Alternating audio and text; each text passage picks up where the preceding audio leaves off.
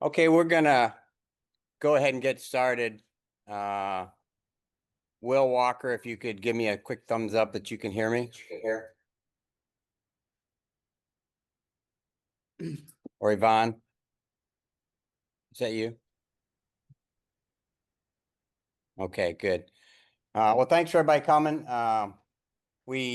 Tony, how long has it been since we got everybody sorted together? 3 years or 4 years? 4 or 5. Yeah, it's been a while that, we tried to get all the ranger organizations together. I mean, nobody's, I helped organize it with Tony, but that's my only role. But what we wanted to do is get as many of the ranger organizations together as possible. One, to cross brief on what you think other organizations need to know, and then representatives from ARTB and the 75th Ranger Regiment will also get these slides and a copy of the recording, and they've been very interested. They could see all the organizations there at once, figure out what really everybody does. Not every organization touches everybody. Some are sort of unique. But I think it'll be good for everybody to hear what everybody does. And, hopefully this will also spur some crosstalk on, where it's appropriate. But, the theme is, it's what your organization does, but the theme is, what you do for Rangers, and making sure that that's the focus is not so much promoting your organization, but promoting what you do for Rangers, so everybody understands that.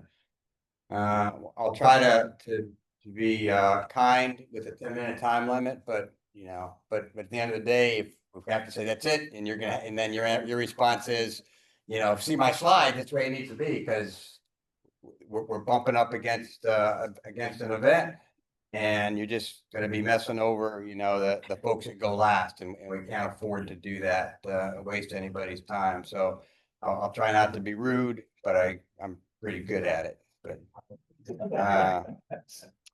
yeah, and again, thanks everybody for being here. And again, I hope this does some crosstalk before I turn it over to General Keene. Tony, any admin? Yeah. So the way it's going to work, Caroline's going to correct me, is if you're speaking, we should be able to hear you from the gray computer there. And if you're not speaking, obviously, put yourself on mute. The agenda hasn't changed at all, except the Ranger Cruise was popped in there. So the agenda everybody has should be correct, and we'll stay pretty close to that agenda, I hope. So Tony, food's back there. There's a restroom to our right rear, and if that one's occupied, you go down the hallway all the way to the end, right? Yes, in event of a fire, we have 2 exits there, 2 in the rear, 1 on the side. Yes. So, sir? Well, I just want to add my thanks and welcome to everybody, and thank you very much for all you do for all of our Rangers, and particularly to Mike and Tony, and for organizing this once again. I'm really look forward to learning all that you do for Rangers, and help me in what little capacity that I have to help Rangers as well. So thank you for being here. Okay. And without any further ado, Sua Sponte, you are up first. Well, I want to start off with a complaint. I don't want to be first. But Sua Sponte Foundation morphed off the 1st Ranger Battalion Memorial Foundation back in 2010. We have a 13-person board. We're all volunteers. We have, I think there's 4 former 175 Rangers. We have regular Army, non-Rangers. We have civilians, and we have 2 more open slots that we're waiting patiently for the right person. We've been very busy. We had pledged money for a heritage center to be built at the barracks, or in the barracks quad at 1st Ranger Battalion. And after 2 years, the site has not been approved. So we went to Plan B. We purchased 128 acres of beautiful woodland in Sylvania, Georgia, which is a little bit less than an hour's drive from Hunter Army Airfield. We have a pond there loaded with bass, brim, crappie, and yesterday we found 2 alligators. There's also a couple of pole barns, which we want to convert one into a barracks style building to accommodate 20 packs. There's a 4-bedroom, 3-bath house on the property that's fully furnished. The previous owner, after looking at our mission, decided to leave the UTVs, the golf cart, the zero turn, lawnmower, all the attachments, and all the furniture in the house. He was absolutely generous to us and dropped the price a couple of $100,000 when he saw the mission and who we were supporting. We have plans of having an open house as soon as the 1st Ranger Battalion can accommodate us. And we'll invite you guys, the heads of the nonprofits, of course, to come out and visit. But we're very excited about it. Instead of a more or less rec center building, this property is going to be something for the whole family. Rangers past and present. The chaplain can have retreats there. It's going to be multi-purpose, multi-fun. And we also have started to support our foundation, have started a Sua Sponte bourbon, which is going quite well. We're in the Class 6 stores here at Hunter and Fort Stewart. We're licensed in Georgia and South Carolina. We have quite a few stores in South Carolina, and we're growing. We're looking to increase our coverage to Florida and Tennessee, but it's bottled by one of our board members, David Rad, who owns 6 and 20 Distillery in South Carolina, and it tastes pretty good. Michael Cheney, a few of the other guys have actually done taste tests against other brands, and we've come out ahead. So I hope you guys will get your hands on it and try it. My partner in crime, Yvonne Jordan, is online, and I'd like to pass it off to her if I could. Well, thank you for introducing me, Sheila. I think you did a pretty good job, a very good job of covering everything. Maybe getting into some of the things that we do, probably very similar to you in fundraising efforts, and we support different fundraising and morale building. Sheila briefly mentioned the memorial, and that's been recently renovated, and it's absolutely beautiful. People, Rangers, their families, they come, they have a place of solace and commemoration there. And getting back to fundraising events, we do support a lot of people in marathons, golf tournaments, that type of thing. And then finally, we also support the Rangers in morale building efforts. We contribute very largely to the Ranger Ball, also to different outings, various trips, that type of thing. So, and also spouse events. That's very important. The spouses are extremely important to our mission and the rest of the family. So in a nutshell, I guess that's it. Sheila, any more? Anything we left out? I would just like to mention that years ago, Tony Main with GallantFew talked to me and expressed his desire that one day he hoped the foundations could commingle, and Sua Sponte has really tried to do just that. We support now for the 2nd year Best Ranger competition. Hardrock Charlie, for the 2nd year, we've supported their annual jump.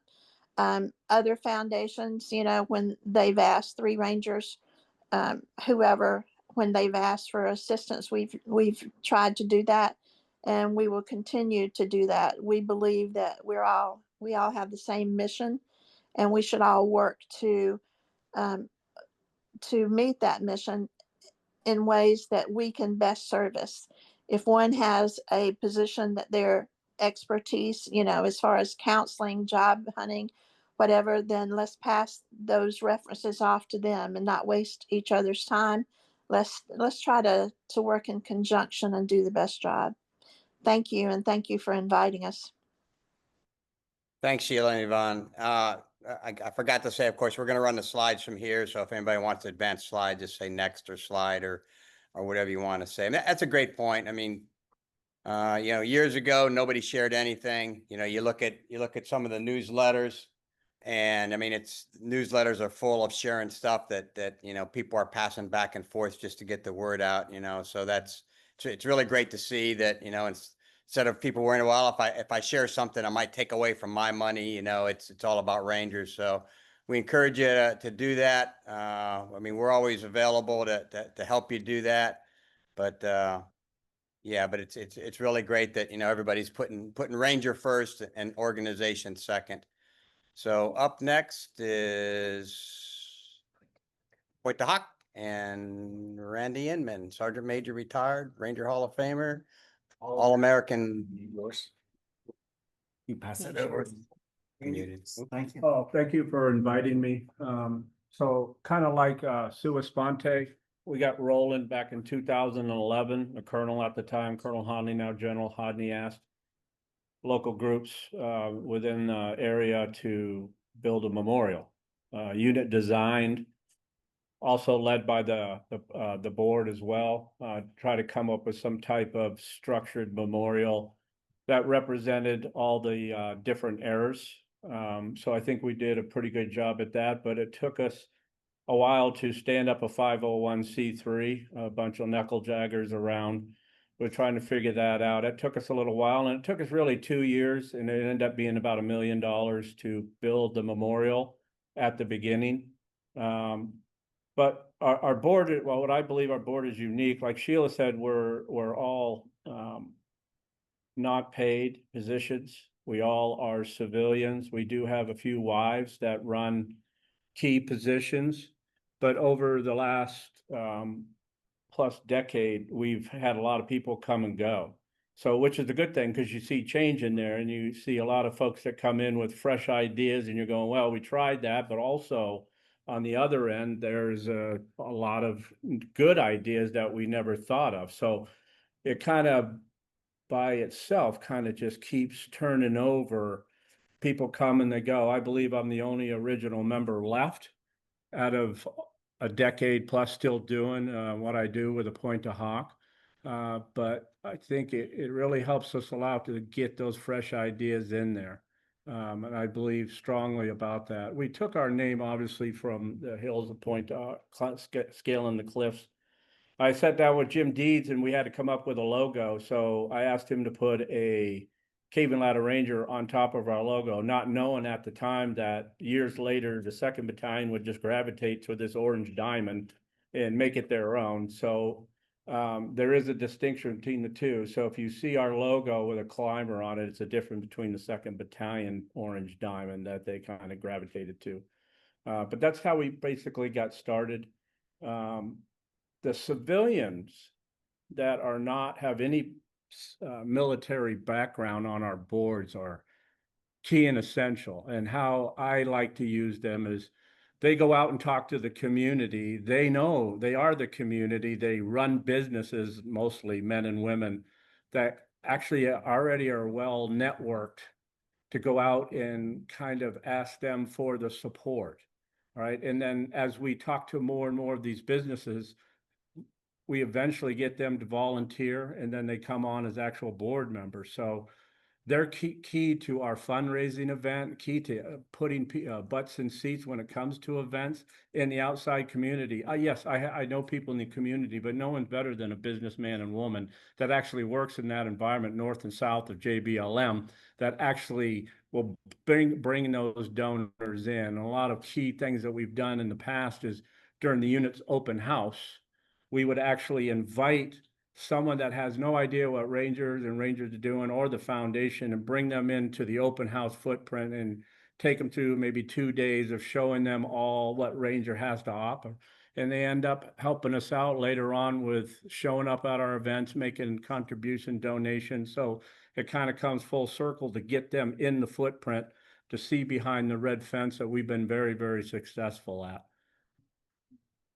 Our mission basically is just to honor 275. I've always personally felt, being out at 275 my whole career, there's a little disconnect between the miles amongst us. We've always struggled in the early days of how does this Ranger or Ranger family member get assistance beyond what the military will provide them. I always thought that we were a little bit short funded on stuff like that. And that's hence one of the reasons why I personally joined the foundation.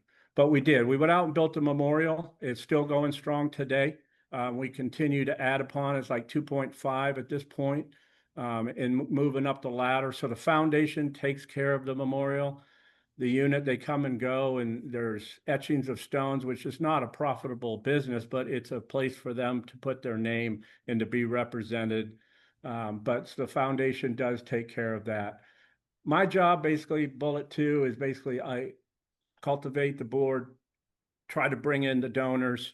My key things are just trying to run the foundation and actually raise money and budget money.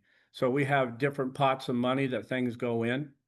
And I basically give each of those a budget, whether that be for the chaplain, whether it be for the FRG, whether it be for just Ranger, them, and then their morale and activities. And then I also budget what goes into the foundation. So I kind of tell them, hey, once you're at the end cap of your yearly budget, because what if I spend $150,000 throughout the year on that budget, once they reach that budget, the asking kind of stops, or we can move things around. So I like to be on a budget. I plan a year out. I keep them on a budget, so that kind of works out well for us, instead of these ankle biting asks that come a lot to the battalion through the foundation. It seems like it's endless. So we've created pools of money that go into the coffers of each unit twice a year per the RJAG of how much we can give them.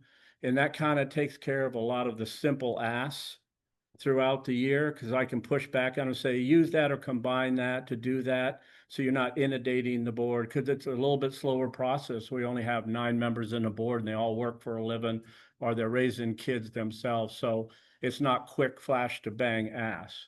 The educational and the life skills and all that, when we first started writing up our bylaws, that's what we did. We kind of set the goal on helping out Ranger with finance classes, education, trying to educate the ladies of the FRG, trying to educate Rangers, trying to give them all kinds of opportunities where we would go out, fly someone in or bring someone in to educate them.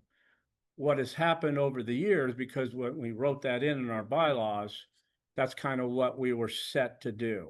But over the years, the community has gotten more and more heavily resourced to include inside the battalion footprint. Now you have nutritionists and backcrackers, and you have psychologists, and you have a lot of things that they have access. Phalanx, Sparta, all of these organizations that popped up that do everything for the Ranger Regiment, and it kind of caught us back up on our heels to where we're saying, well, we're not really outsourced, but we're not doing that as much focus, or why do that if someone else is doing it for them when they're paying the bill and the dime and that kind of thing. So that's a good thing for the Ranger Regiment. So it had us major thinking of how we can kind of live in this environment. That's my biggest challenge, is trying to figure out how to mend into that. That is something we still struggle with today. We still do a little bit of that, but if Phalanx is willing to do this and Sparta is willing to do that, we'll let them do that because they're sometimes heavily resourced. All right, and we'll go off and work on something else. All right, so that's kind of how we did it. We've been doing it all along. It's just not as much as we used to do because of the growth, I would call it, which is a good thing. Don't get me wrong. Sustain the Memorial Park. All right, that's just huge to us. That's something that inundates us quite often. Of course, all the NCOs and the officers and everybody put their heads together and they came up with every color and every piece of stone and granite and everything to maintain in the Great Northwest. If you know, it rains a lot and it just wreaks havoc on that footprint. So it's a lot of maintenance that we spend a lot of time in. We didn't dare to give it back to the unit, even though it's dedicated to the unit. We still take care of it, and I'm still running down stones today. And my goal in life sometime is to hand it over to somebody and say, "Here you go." It's like a golf event. You know, when you go to commercial, there are people out there cleaning it and stuff like that. Well, that's us kind of all the time. But it's good. It's a place where people can come and have ceremonies. The battalion forms up on it now. All right, and then every Monday morning, I'm over there picking up donations that left for fallen Rangers. So the only bad thing about it, it's in our footprint, and not everybody has access to it. So I become this tour guide. So people call me up and say, "Randy, I want to go see the memorial." I'll walk across the street because I work in the battalion footprint. So that's something that I'm willing to do, and it kind of works out for us as well, to give them a tour and let them get inside the red fence. It's always been one of our biggest things, is networking with people like that. We come out from Boston, haven't been in the footprint a long time, and they'll actually help us out, if you know what I mean, and stay on our team. The donations, we go through the Ranger, no, back one, donations that support us is the Ranger Scholarship Fund. The only thing I'll say about that, instead of standing up one, which was a thought process for us, we decided to let somebody else do it, and then that's been great working with them. So we earmark money that we give them yearly, and then they actually do all the scholarship work, which that's what they're founded for. But we earmark it for 275 lineage and Ranger history, that they actually tap into that. So that's been a good working thing for us. We just don't have the people to actually run another scholarship. We look at grants all the time. We're out there paying for events with different grants, which we've been very successful in. All right. Other than that, that's the Memorial Park in its early days. It's much more flourished now. All right. And then some of our events, we've done everything under the tuck and tails. This is all once a year we do a major event where we take in probably 60% of our funding on a major event every year. And now it's gone to about every 2 to 3 years, because we're pretty much well established and we don't need to do that because that takes a lot of effort. But everything from sailaways to tucks and tails and galas for the ladies. And we work with the chaplain and the FRG yearly to fund their events and all the small stuff that goes along with the holidays, to include the family days, the open days. Rangers love to go climb Mount Rainier and shoot and do all that stuff. So we keep them very well versed and funded in the morale as well, not just education. But in a nutshell, that's pretty much what it is. I thank you for the thing, but we are not just 275 Pacific, although our bylaws allow us just to be that way. We have modified, and we are working with other foundations to send people out to do some of the things that they're doing, and we're always going to be a team player. And we kind of like to think that we kind of handle things on the West Coast and help Ranger out. And I've done everything from looking for Rangers that's fallen on his way up in Seattle, trying to figure out what homeless camp he's in, to going down to California and doing things and giving briefs about the foundation. So we're always there to help if anybody's in need. Thank you very much. Thanks, Randy. Up next is Three Rangers Foundation. If everybody wondered how the order came about, if you've seen the Transition Blue Book, there's a whole section in there that talks about all the Ranger associations, and that's how the order came about. So no rhyme or reason to it whatsoever. And we asked if anybody had any time limits, and nobody did. So we just stick with the order. So Three Rangers Foundation was stood up in 2014 by 3 Moog Rangers. Three Rangers stands for Rangers present, past, and future. And the organization has changed since then. And, you know, our mission, like everybody's mission, is empowering Rangers and Gold Star families and their affiliates, you know, our TACPs, all those kind of guys, members of the 75th Ranger Regiment to achieve lifelong success. And what we try to do is provide the best experts, advice, and assistance in every aspects of the transition journey. We support the Ranger for Life program. A lot of people think the Ranger for Life program is 3 Rangers. It's not. It's always been very clear, and the regiment understands this. We coordinate a lot of it, but the Ranger for Life program is the regiment's program. It's laid out in a regimental memorandum for record, and it involves, you know, every organization that touches the Ranger Regiment. So, you know, and it happens a lot, a lot of cross coordination goes on. Whoever's got the capacity to do something, I mean, whatever if your mission statement is to do that, then, you know, that's where the Ranger goes. But, you know, the Ranger for Life program is just that. It's whatever a Ranger for needs. And it's there for everything. A lot of people look at it as strictly a transition. It's not. A lot of stuff that we do has nothing to do with really traditional transition. But, you know, I like to say transition is a lifelong event, and, you know, us old guys will tell you that's what it really is. So, slide. We have counselors at each of the Ranger Battalion locations, retired sergeant majors in the footprint at 175 and 275, both of them with over 10 years of experience in those battalions. So they're really experienced at that. And then here at the Fort Benning area, Tony Main covers down on all the units here.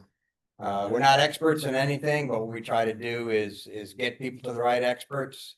The regiment's transition big 5 is education. We're blessed to have education counselors at each battalion level. We work very closely with them. Financial wellness, VA benefits, mentors and networking, and physical fitness and wellness, overall health. Slide. The biggest thing that 3 Rangers Foundation does is the mentorship program. And, you know, what we try to do is every Ranger supposed to go talk to a counselor at 18 months of ETS. Doesn't mean they've made a decision to get out, but they should talk to them to see where they stand on education and figure out what they want to do. And what we'll do is they want to be an FBI agent. So again, our counselors they have a lot of knowledge. They talk to a lot of people, but they're going to link them up with a bunch of former Rangers that are FBI agents, that are DEA agents, that are Secret Service agents, because we know they want to do something like that. So they get to talk to these guys and figure out, you know, what each of these organizations really is and help them make a decision. 90% of the folks who get out of the military change jobs in the first year. The biggest reason is they don't know what they want to do. They have preconceived notions. So the rate of guys that go through the program that change jobs within a year is about 5%. So, you know, the mentorship program is working, getting guys stable. And it's not only occupation, it's also helping them, you know, get into the college of choice, because a lot of guys are getting into college, you know, after they get out. And with the program that the regiment supports through phalanx and education programs, you know, a lot of people are getting into graduate programs. And the mentorship program for school counts too, because, I mean, getting into any graduate program is like getting a job. There's resumes, there's interviews, there's knowing what success looks like. And by talking to Rangers that have gone to those education facilities, and most of the colleges you go to, there's a veterans organization, and there's a good chance there's a Ranger that's running it. So they'll talk to these guys, figure out what they want to do, and then they'll help them, you know, to be successful. You know, guys who go through the program, it's, you know, nothing's 100%, but, you know, guys who go through the program are walking into an occupation about 100% of the time, or, you know, most guys will put in for 3 or 4 graduate degrees, and they're usually going to get accepted out of, you know, about 95% of them. You know, and again, it's a program, and, you know, another big part of that is the Lead the Way Fund, who fills a lot of gaps also. So that's the other big partner with mentorship for the education. There's over 1,400 mentors in the network that are formally in the system that we can actually touch. The actual Ranger network, formally and informally, is about 10,000, just because my call's been around for a long time. And so a lot of times people get reached out to, even though they're not formally in the program. But yeah, it continues to grow, and when people realize that there's really no training for it, all you got to do is talk to a ranger and tell them the mistakes you made. People sign up pretty quick. Since we started, really got ramped up 2019, 2020-ish, really. You know, there's been over 1,000 guys that have been through the program and, you know, successfully, you know, transitioned. And, you know, it's anecdotal, but, you know, there's been none of these guys that have gone through the program that have had issues. You know, some of the things Randy talked about with, you know, mental health issues that weren't controllable, or homelessness, or any of those things. So, you know, just that relationship they built, you know, takes care of that. So that's the good news. Yeah, go ahead. We also do a little bit with Gold Stars. There's a lot of great organizations that do Gold Star stuff. We don't do anything that anybody else does well. You know, right now we've got a bunch of Gold Stars up at Gold Star Peak, you know, doing that climb, supported mostly financially by WWP and Alaska Airlines. It's a pretty emotional event.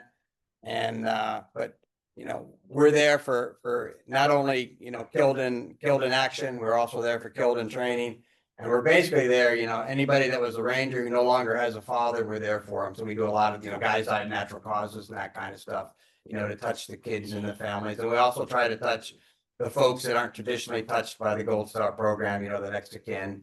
You know, if you die and you got a wife, everybody pays attention to the wife. I mean, legally, that's the way it is. You know, but what about the moms and the siblings and all that kind of thing? So we try to reach those people. And Chris Vanek, former RCO, runs that program for us.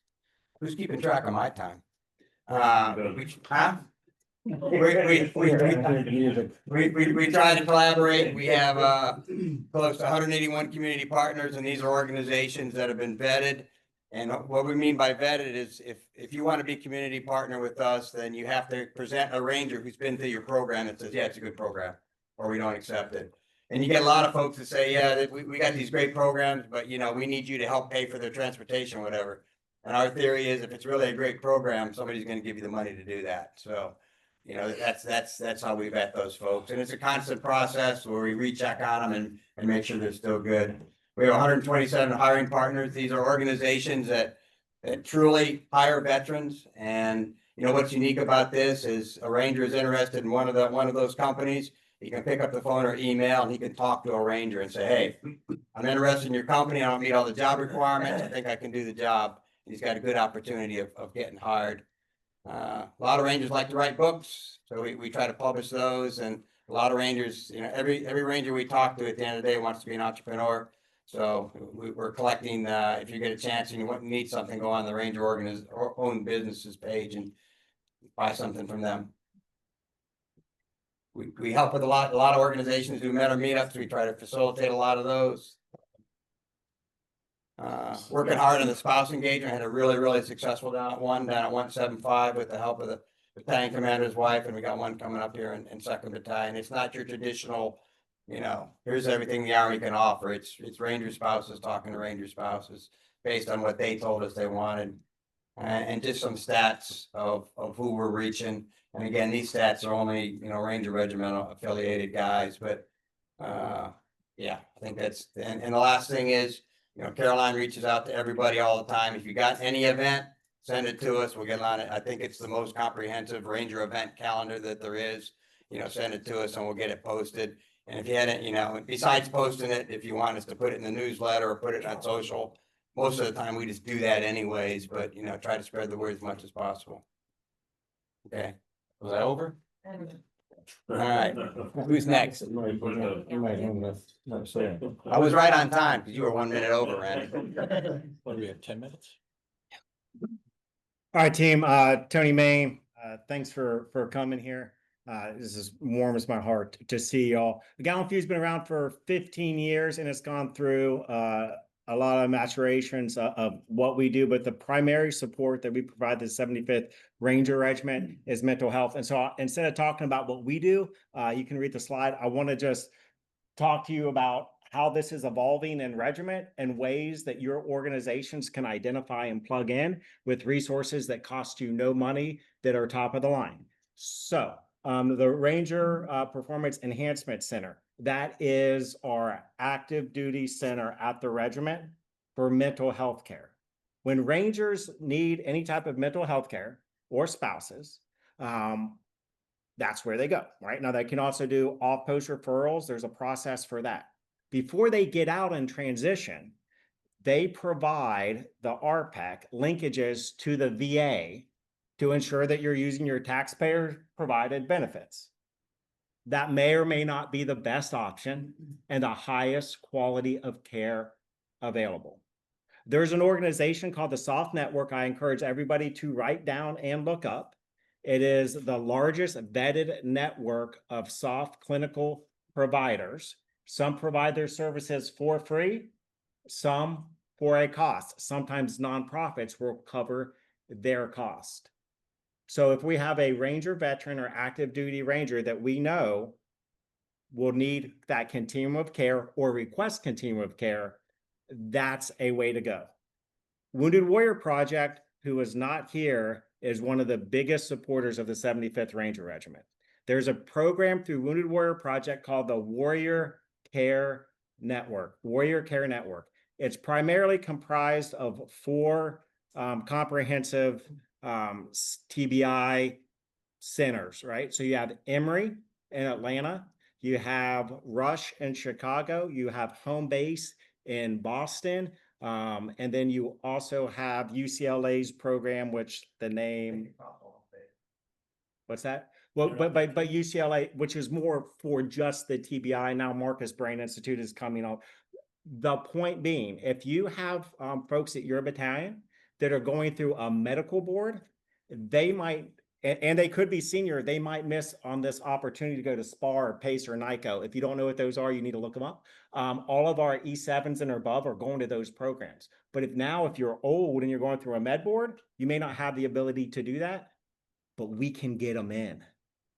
And I don't have to get them in. I can teach you how you can get them in. So if somebody's out in Arkansas and they still got years of service and they're in a unit, or they just keep on doing leadership stuff and they always pass their NICO and SPAR, we have the ability to do these comprehensive things. So I hope that we can help you, or you can refer us, and we can just make sure our Rangers are taken care of, because you take care of the head, you take care of the heart, you take care of everything else.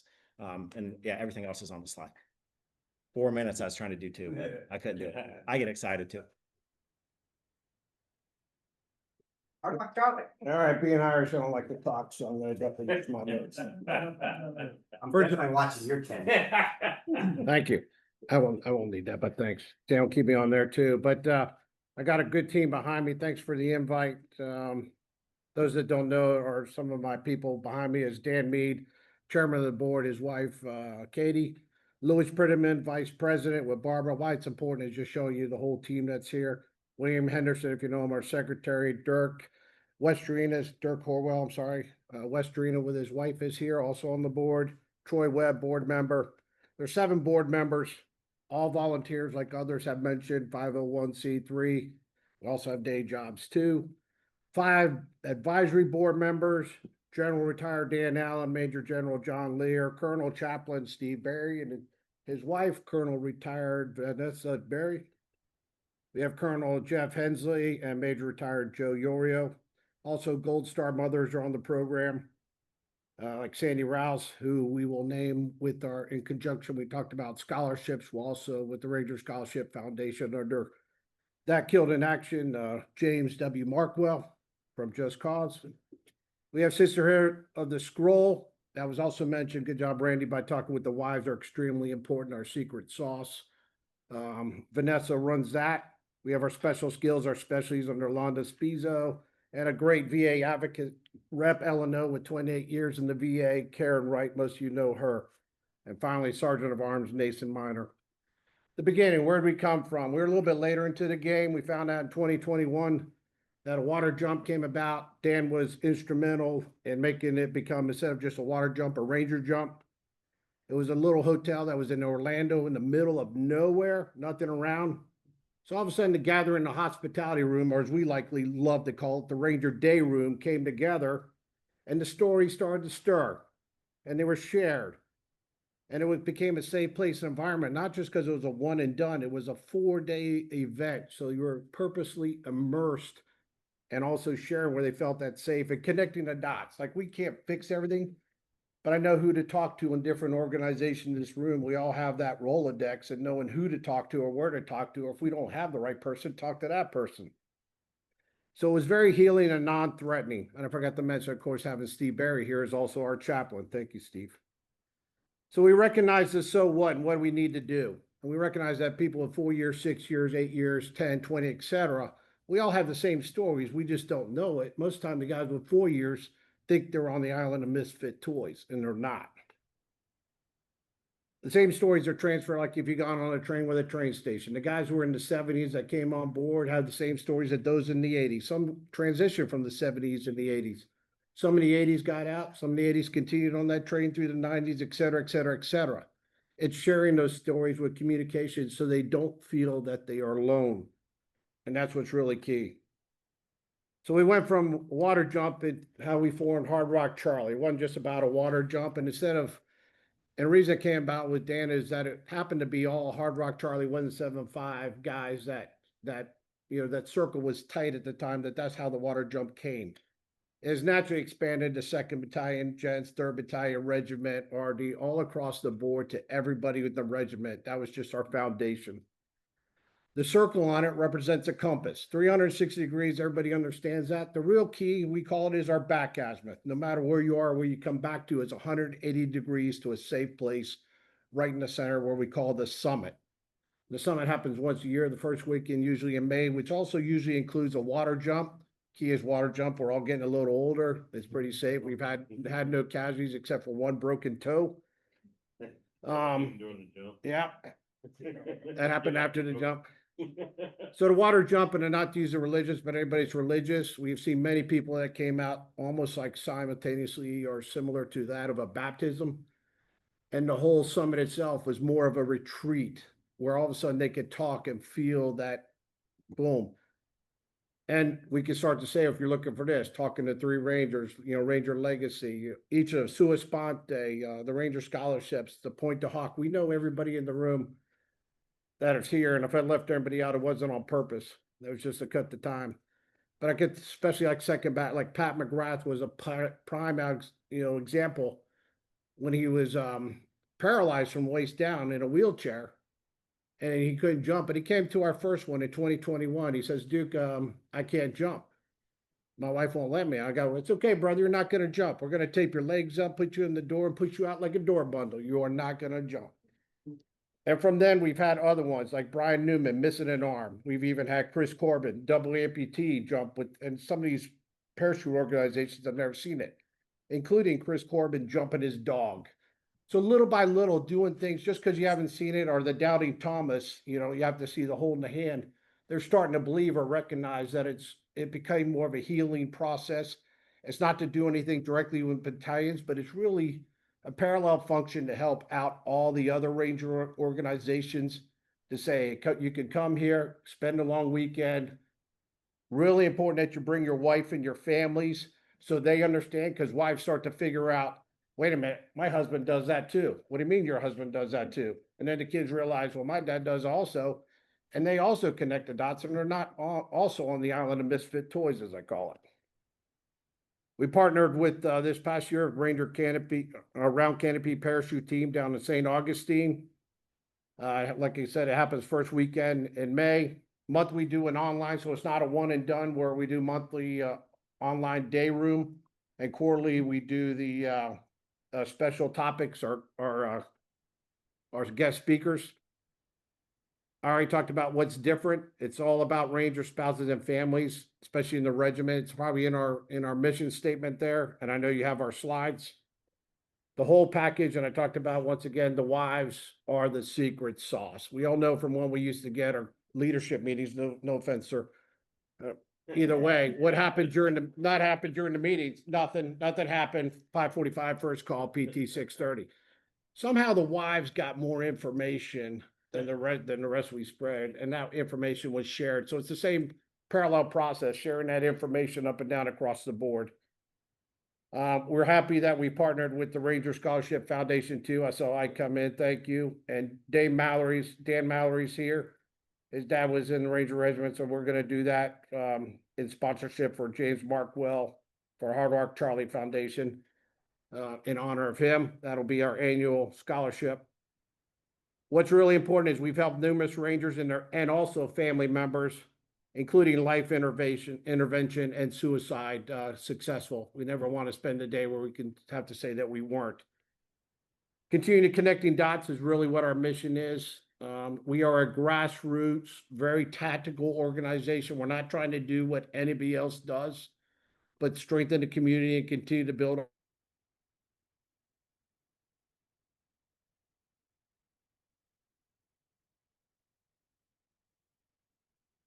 Any questions? Thank you. Time. Well, and another, I've known you for 50 years. Sure, it's already gone. well, and another thing. Okay, so since you mentioned it. Up next is 75th Ranger Regimental Association. Team, this is my name's Kurt Bookta. I'm the first vice president for the association. We are the official association for the 75th Ranger Regiment. We're made up of our members are Rangers that have served honorably in a Ranger Regiment unit or a unit that has lineage traced back to the 5307 composite, Merrill's Marauders. We're member led. Give you an idea of how we're organized. We have a board, our executive committee. I think I saw him walk in. Rick Merritt is our new president. Myself, Lee Garcia is the second vice president. We've got Tom Sove as our secretary. He's a Kilo Company Vietnam Ranger, and he's actually being inducted into the Hall of Fame this week. How do we start? So a group of Vietnam veterans, I believe they were Kilo Company, Rick, Lima Company, got together after Vietnam. This is in the mid '80s. And they said, hey, we've lost touch with all of our Ranger buddies. And you had all the Ranger companies were spread out all over the country of Vietnam. So they all didn't know each other. So they started the association, which said, hey, listen, we are going to honor all veterans of the Ranger Regiment with lineage dating back to the 5307 composite. Now, in there, the 6 Ranger companies for World War II and the Korean Ranger companies did not actually have lineage to the 5307 composite, but we recognize them in the Ranger community as part of the Ranger Regiment, and we celebrate their heritage and history. Well, we're going to continue that by opening this up to our membership is anyone that has worn a scroll, whether it be left shoulder, right shoulder, or both shoulders, current, past, current, or future.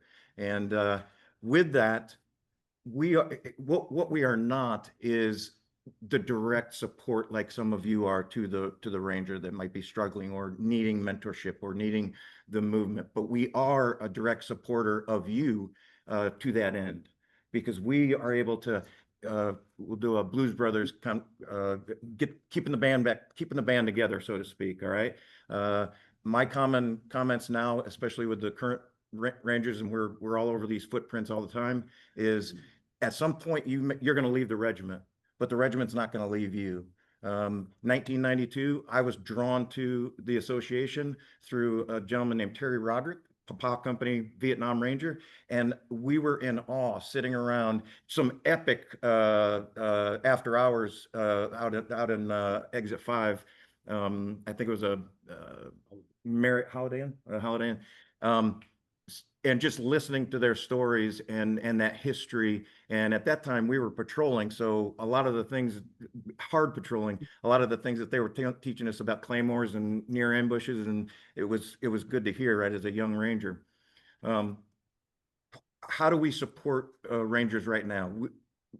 We do the best we can. We obviously support the Ranger Scholarship Fund. We support Best Ranger, any place that we can come in and where there are rangers that have 75th lineage, we're going to try and support. Now, we're not the big dollar donors, but we want our presence to be there and to let them know that, hey, throughout your life, we are always going to be there as a brotherhood, and you have a home. Now, as our membership grows and we learn more about each of your functions and how you directly support the Ranger, we're able to look at our membership and find those people to get into your tracks if they need your support.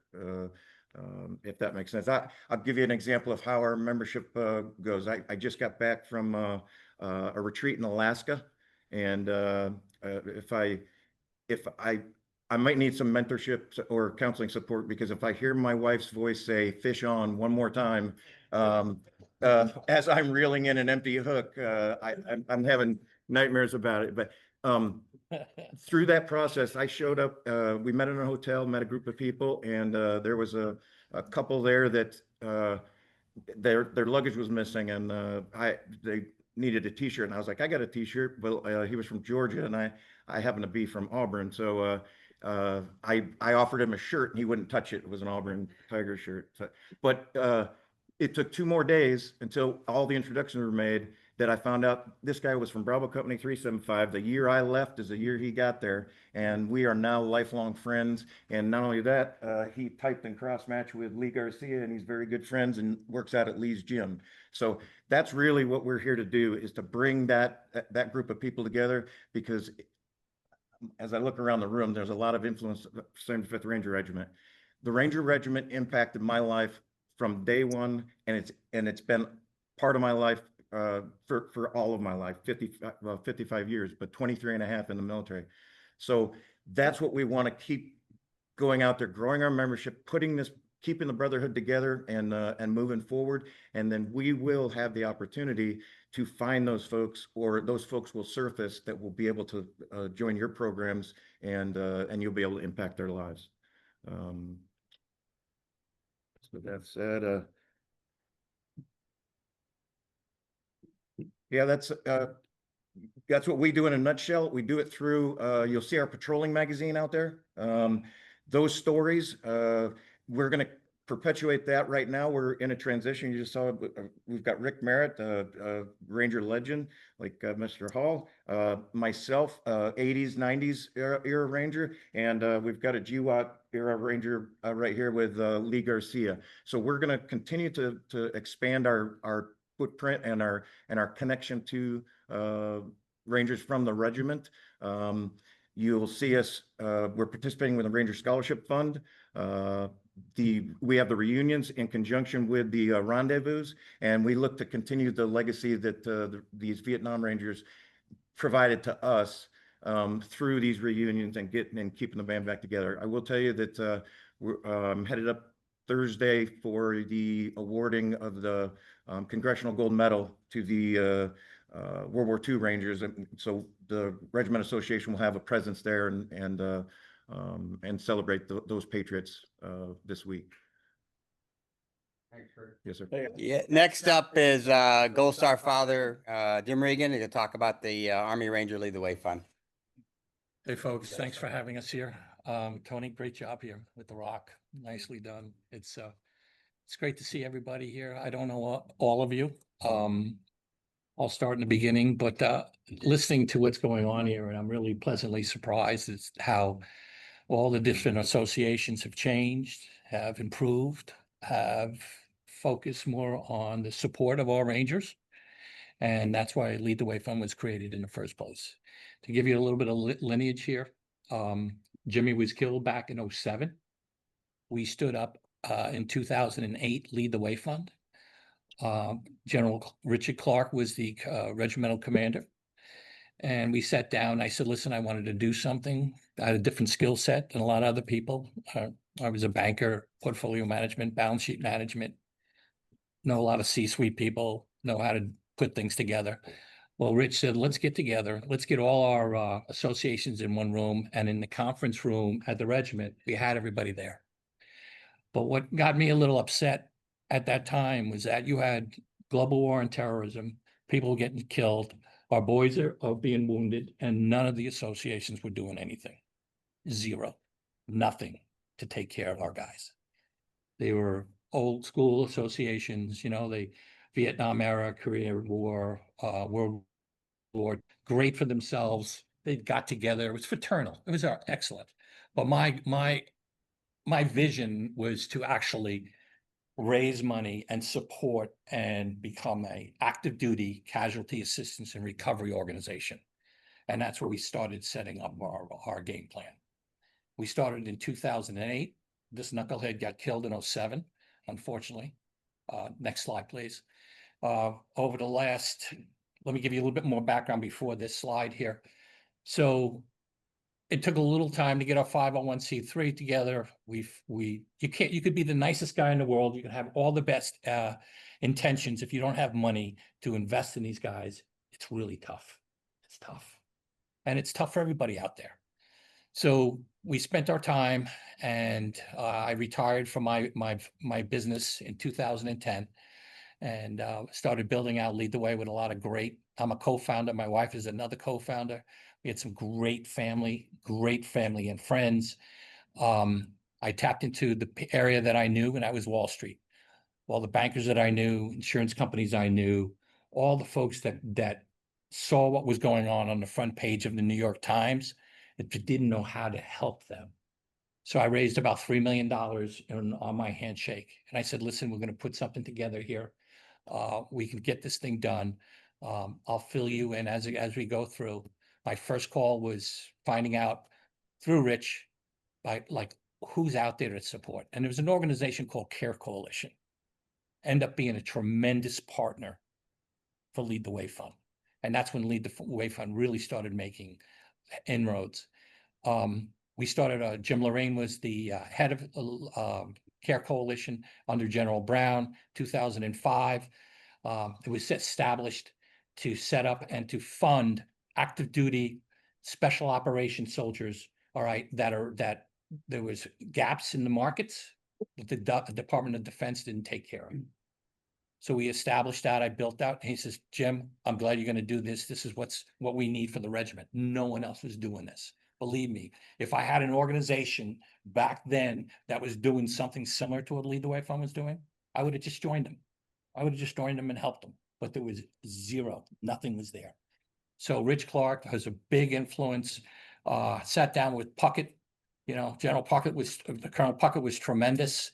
I said, Colonel, what would you focus on first? And he said, Jim, we're getting guys wounded. We need to do the casualty. We need to help these guys. We got to fill the gaps. We got to do the things necessary. So essentially, that's what basically we did. We established that. So when Colonel Puckett retired and received the so-called I shouldn't say so-called the Medal of Honor recipient, Lead the Way Fund was very happy to support that. It was really given back. So now through the years, we established Lead the Way Fund. We started raising money because you need it to do what you need to do. We started working with the regiment, working hand in hand. What does the regiment need? What do we need? I'm not just going to start something. And the bottom line is no one was working with Care Coalition, so we started funding Care Coalition. I have thickness of what our support has been over the last number of years. Our budget is $1.5 million a year, right? So since, we started slowly, but since 2008, we've invested in our guys over $13 million. We are a 75th Ranger Regiment, focused organization. We serve the premier benevolent organization of the 75th Ranger Regiment. Whatever the organization needs in a bigger scope, we try to help. And dealing with the associations, and if you're in my position in the beginning, there was a lot of us, and I love all you guys in a way, right? You guys are Rangers. I'm not a Ranger, right? I'm not a Ranger, but I have a skill set to do what is necessary to help these guys. I'm probably the closest thing about being a Ranger. So bottom line is, I didn't want to get involved in the politics of the associations. And you guys all know about that. So I stood lead the way fun up, flying at 10,000 feet, focused on what we need in the regiment. And we established all of our programs. Next slide, please. This is really nice. We received the Patriot Award from General Tony Thomas in 2017 about being one of the premier benevolent organizations that take care of special operations organizations within CARE Coalition. We're part of the Combined Federal Campaign, Best Charities, Military Family Veteran Service Organization. Next slide, please. So we established these kind of programs. They're basically three major programs: Ranger Recovery, Resilience, Education, and Transition. We touch all this. When a Ranger is killed, when a Ranger is severely wounded, or he is ill, we will give him a $5,000 immediate casualty assistance grant. All right. And that's done at Walter Reed. All you guys know Rangers that have been seriously injured. During GWOP, we're the organization that took care of them. We take care of the travel, accommodations, family issues, ongoing financial support throughout their recovery and rehabilitation purpose. So even now we have Rangers that are retiring and they still need operations. So they fall in the veteran sphere.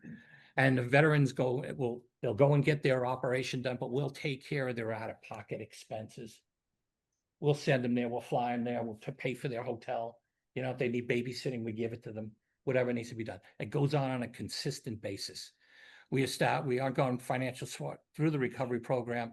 We established our collegiate access program. This is one of our newest programs, but all the other stuff, when it comes to Ranger Resiliency Program, that's our mental health program. We work with CARE Coalition on that.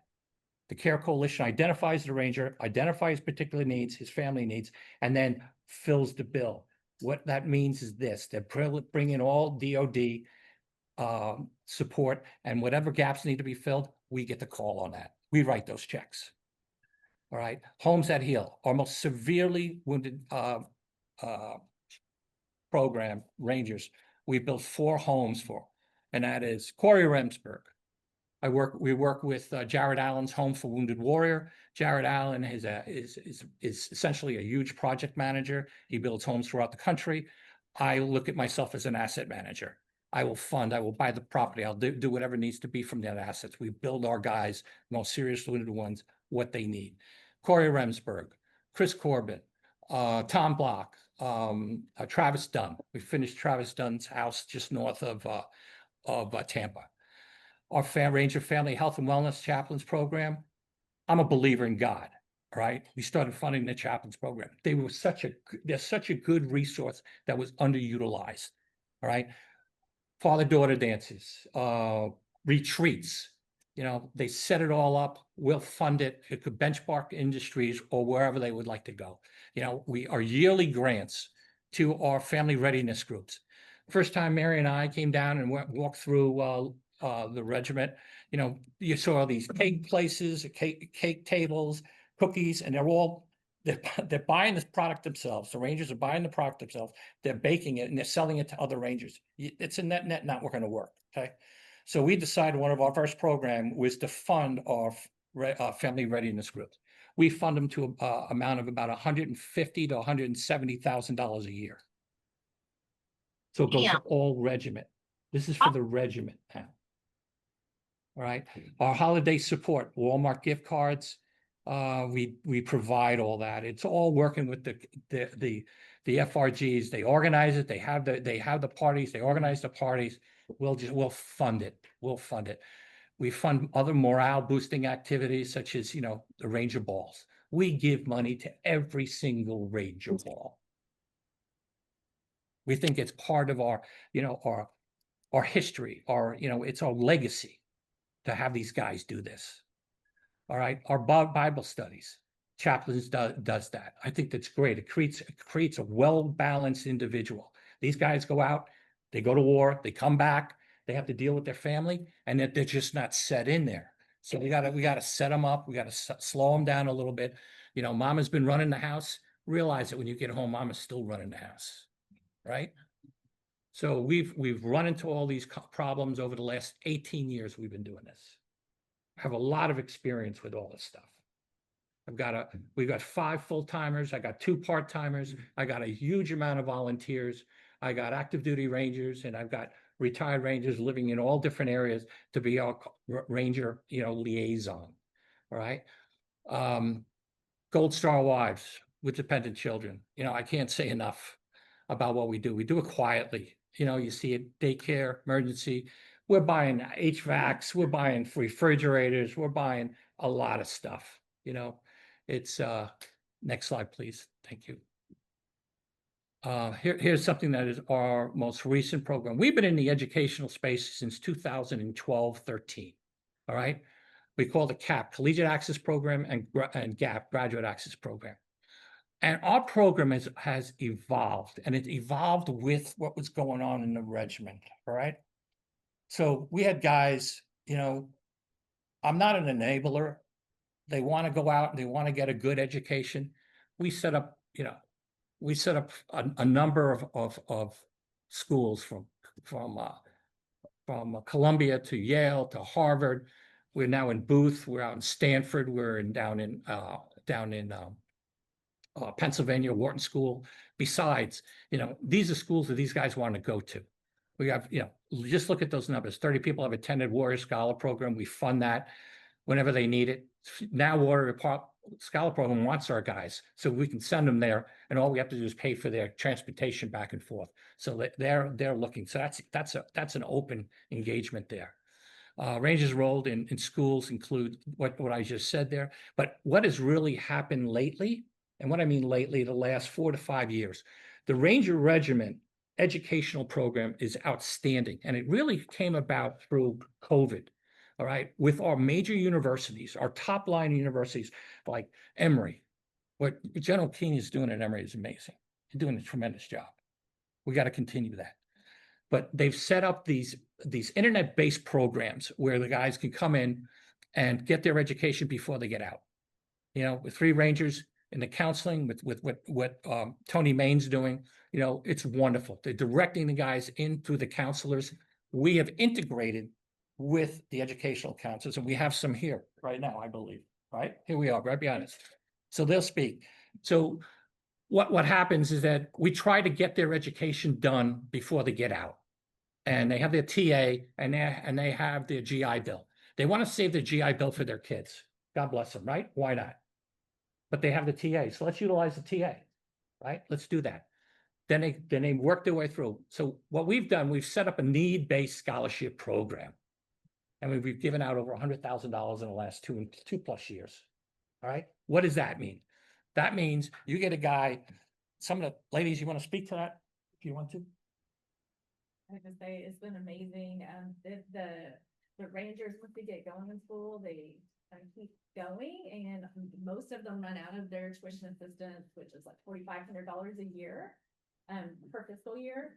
And so one thing that they have definitely helped with is fill those gaps instead of having to take a break, which we all know once you take a break, it's hard to get back rolling. They're able to continue their education with the support that they're able to offer. So we definitely appreciate it on our behalf, but also the Rangers' behalf. And it's a program we want to build out. It's a natural build for the program. These guys, they're doing it on their own. They're mature, they're focused guys. They're getting out. Now they're serious about their future. And our mentorship program that we do, it's a little bit different than what 3 Rangers does. We're trying to get these guys into C-suites if they can get there. So if they go through a good graduate program, a JP Morgan's not going to hire you unless you got your shit together. All right. So if you get your shit together and whatever, we'll get you that introduction. Trevor Burnell, for example, Drexel Hamilton, he's done a great job. Trevor is just over the top. He's one of our mentors. He's tremendous. He's been wounded seriously 12. Okay. Almost done. So I really feel that the educational space is the space to grow. But with that said, if we get into another problem where we're getting guys killed, I can pivot, go into recovery, blow out what we need to do with Care Coalition. So we try to pivot. We try to do what's right for the organization. Our budget is about $1.5 million a year. And I'm really humbled to be here, and I'm really happy to see the different organizations. Corey Remsburg, that's his house. Next slide. Chris Corbin jumping out of planes. Chris, interesting dude, real interesting guy. Built him a home. Tom Block, third bat guy. And we got Travis Dunn, our last home. And this was right during COVID. You know, our mission is not complete. We could not do it without continued support and involvement from our generous patriotic donors and the Ranger community. So if you don't know me, please come up and introduce yourself to me. You know, my door is open. I want to meet you guys, but that's how we got started. All right. And that's where we are right now. And I like to close that gap if at all possible, guys. Sean? Thank you. Thanks, sir. General King, Sergeant Major Hall, thanks for having us here today. This is great. It's my first time attending. Darby's Warrior Support, based out of Arkansas. General Darby's from Fort Smith, so incorporated his name. Next slide. So this started, no comments about how young the people look in that picture. This started in 2002 when we came back from our first deployment and took a bunch of guys duck hunting in Arkansas. We met there every year, realized it was about far more than how many ducks you can kill in a weekend. It was just about being together. And if you've never sat and watched the sunrise in a duck blind with some people you share some hard days with, I highly encourage you to do it. Next slide. So our objectives is kind of get the band back together, provide a port in the storm, or help with father-son, father-daughter events, help reclaim some time with the kiddos. Provide a safe place, all Rangers running this thing. So like-minded people have honest, candid conversations or not. We're not forcing anything, and provide a world-class experience. I'd put our hunting experiences up against anybody in the state of Arkansas, and Stuttgart, Arkansas is the duck hunting capital of the world, and there's some pretty fancy places. And then introduce and reacquaint guys with the outdoors. Some just don't have the time to do it. Some really want to get their kids out there to do it, but just don't have the time or the resources. And so we help make that happen. And our motto is just nature heals. Next slide. So 2007 to 2024, we brought primarily guys in to hunt. Group consists of 4. We don't invite 4 random dudes. We invite a Tony Main, and he brings people that are important to him. Otherwise, you spend the first 18 to 36 hours butt sniffing, trying to figure out who the alpha male is, and you just miss out on it, right? And so you arrive on Friday, you hunt Saturday, Sunday, Monday morning, we feed you breakfast and your RTB. So we provide everything, guns, ammo, waders, all of it. You show up, it's hanging in a ready room like cubby. So it immediately looks familiar. It's got your name, all your sizes, everything. Great chow, modern facilities. Some events are hosted by local community members. We reimburse ground travel. The only expense is about $135 hunting license. So you come to Arkansas and hunt for 3 days, it's going to run you $4 grand-ish. And these guys are getting it for about $135. So next slide. So we were turning a whole bunch of people away. In 2022, we launched a capital campaign to raise $2.5 million. My job. And we completed the Patriot Outpost the first week of June, really. It's 100% funded, 10-bedroom, 10-bath, pavilion with fire pits, 2 pistol bays, rifle range, 5-stand skeet range. It's really 4-stand, but the game is called 5-stand. And it's got an 8-acre stock lake available September to May. And really, this is a build it and they'll come type concept. I mean, we were turning hundreds of people. We're hosting 250 to 300 away a year, and we have a finite capacity to host hunts. But if you just create a fantastic property that has everything a ranger wants to do in a weekend, then the opportunities become unlimited. Corporate events, single soldier retreats, marriage retreats, commander conferences, unit reunions, you name it. It's out there and it's available. Next slide. And there's what it kind of, we literally bought 38.6 acres, dug that lake in the bottom right corner with some dirt pans. And next slide.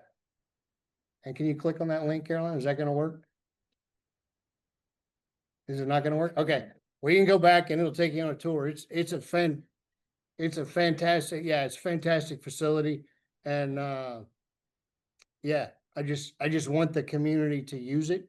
And I think it'll do a lot of good for all the It works. It works. It works. QR code works. The link does work. Yeah. I'm gonna check it out. I'm gonna check it out. But you know, we might have some incriminating photos of Tony Main and a bowl of banana pudding. and at our lodge one night, a couple years ago, but there's our contact info. We're proud to be here, proud to be a part of the community and look forward to serving Rangers and veterans for years to come. So Is it still Thank true that Dennis and John only give blanks in their shotguns? it is true that Tony Main did not harm a duck while he was in Arkansas. I'm a lover. I'm a lover. Ducks were killed in that. It is also true that Rangers can kill a man at 400 yards in the middle of the night with a rifle, but you hand them a shotgun and it's like kryptonite to Superman.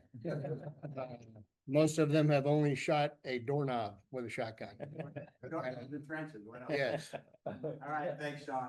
Yeah, next up is the National Ranger Association. General King, thanks for having me. My name's Quentin Petty.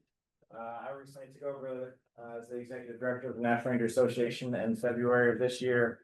Most of y'all probably know Candace Bryant, who ran this for a long time, and got us, with her, and then Travis Venus got us to where we kind of are now. I did a year as the S5 out at ARTB under Travis on his last year, and then I did a year with Candace before we switched over to what we'll call the Sean Gardner experience for 6 months. And I was a board member during that time. And then right before BRC took over the National Ranger Association to try to get us across the finish line and get us moving forward. We were kind of heading in a direction where we wanted a local rep as the executive director. Travis was in Tennessee, Candace was in Texas. Love them both, they're awesome. But I'm a local Columbus firefighter. I retired out of ARTB in October. So I'm a ready source. I'm out at ARTB weekly, monthly, which has helped with a lot of the planning for this next year's BRC. We got us across the finish line this year, but hopefully moving forward, we get things moving and get it cooking with grease. Things that the National Ranger Association, we were created to help with the Best Ranger competition. There's a lot of things that go into the Best Ranger competition that just legally ARTB and everyone cannot do. They're not allowed to go talk to businesses and solicit money and solicit equipment. So the National Ranger Association is a board. We do not have members. It's not a membership organization. We just have 6 to 8 board members. Right now we're sitting at 8 board members with an executive director. So with that being said, we travel for AUSA for SHOT Show, and we do all the soliciting for Best Ranger and the support for Best Ranger. This year we had a lot of legal stuff coming on, and it kind of scared everybody away from Best Ranger for a minute, and scared our temporary executive director out the door too. Basically, we're kind of the gray man for ARTB. So we do the things that need to be done for Best Ranger to happen, so that the community can come together to support Best Ranger, and hosting, the icebreaker on the day one, that first night, the donor social for all our awesome donors, and then the super supper. Basically this year we kind of had a scare where the Army was saying you can't legally do this, and it was just a mix up of the Army wasn't going out asking for money. It was a nonprofit who was going out and doing these things, and then we handed over as prizes to these champions, and so on and so forth.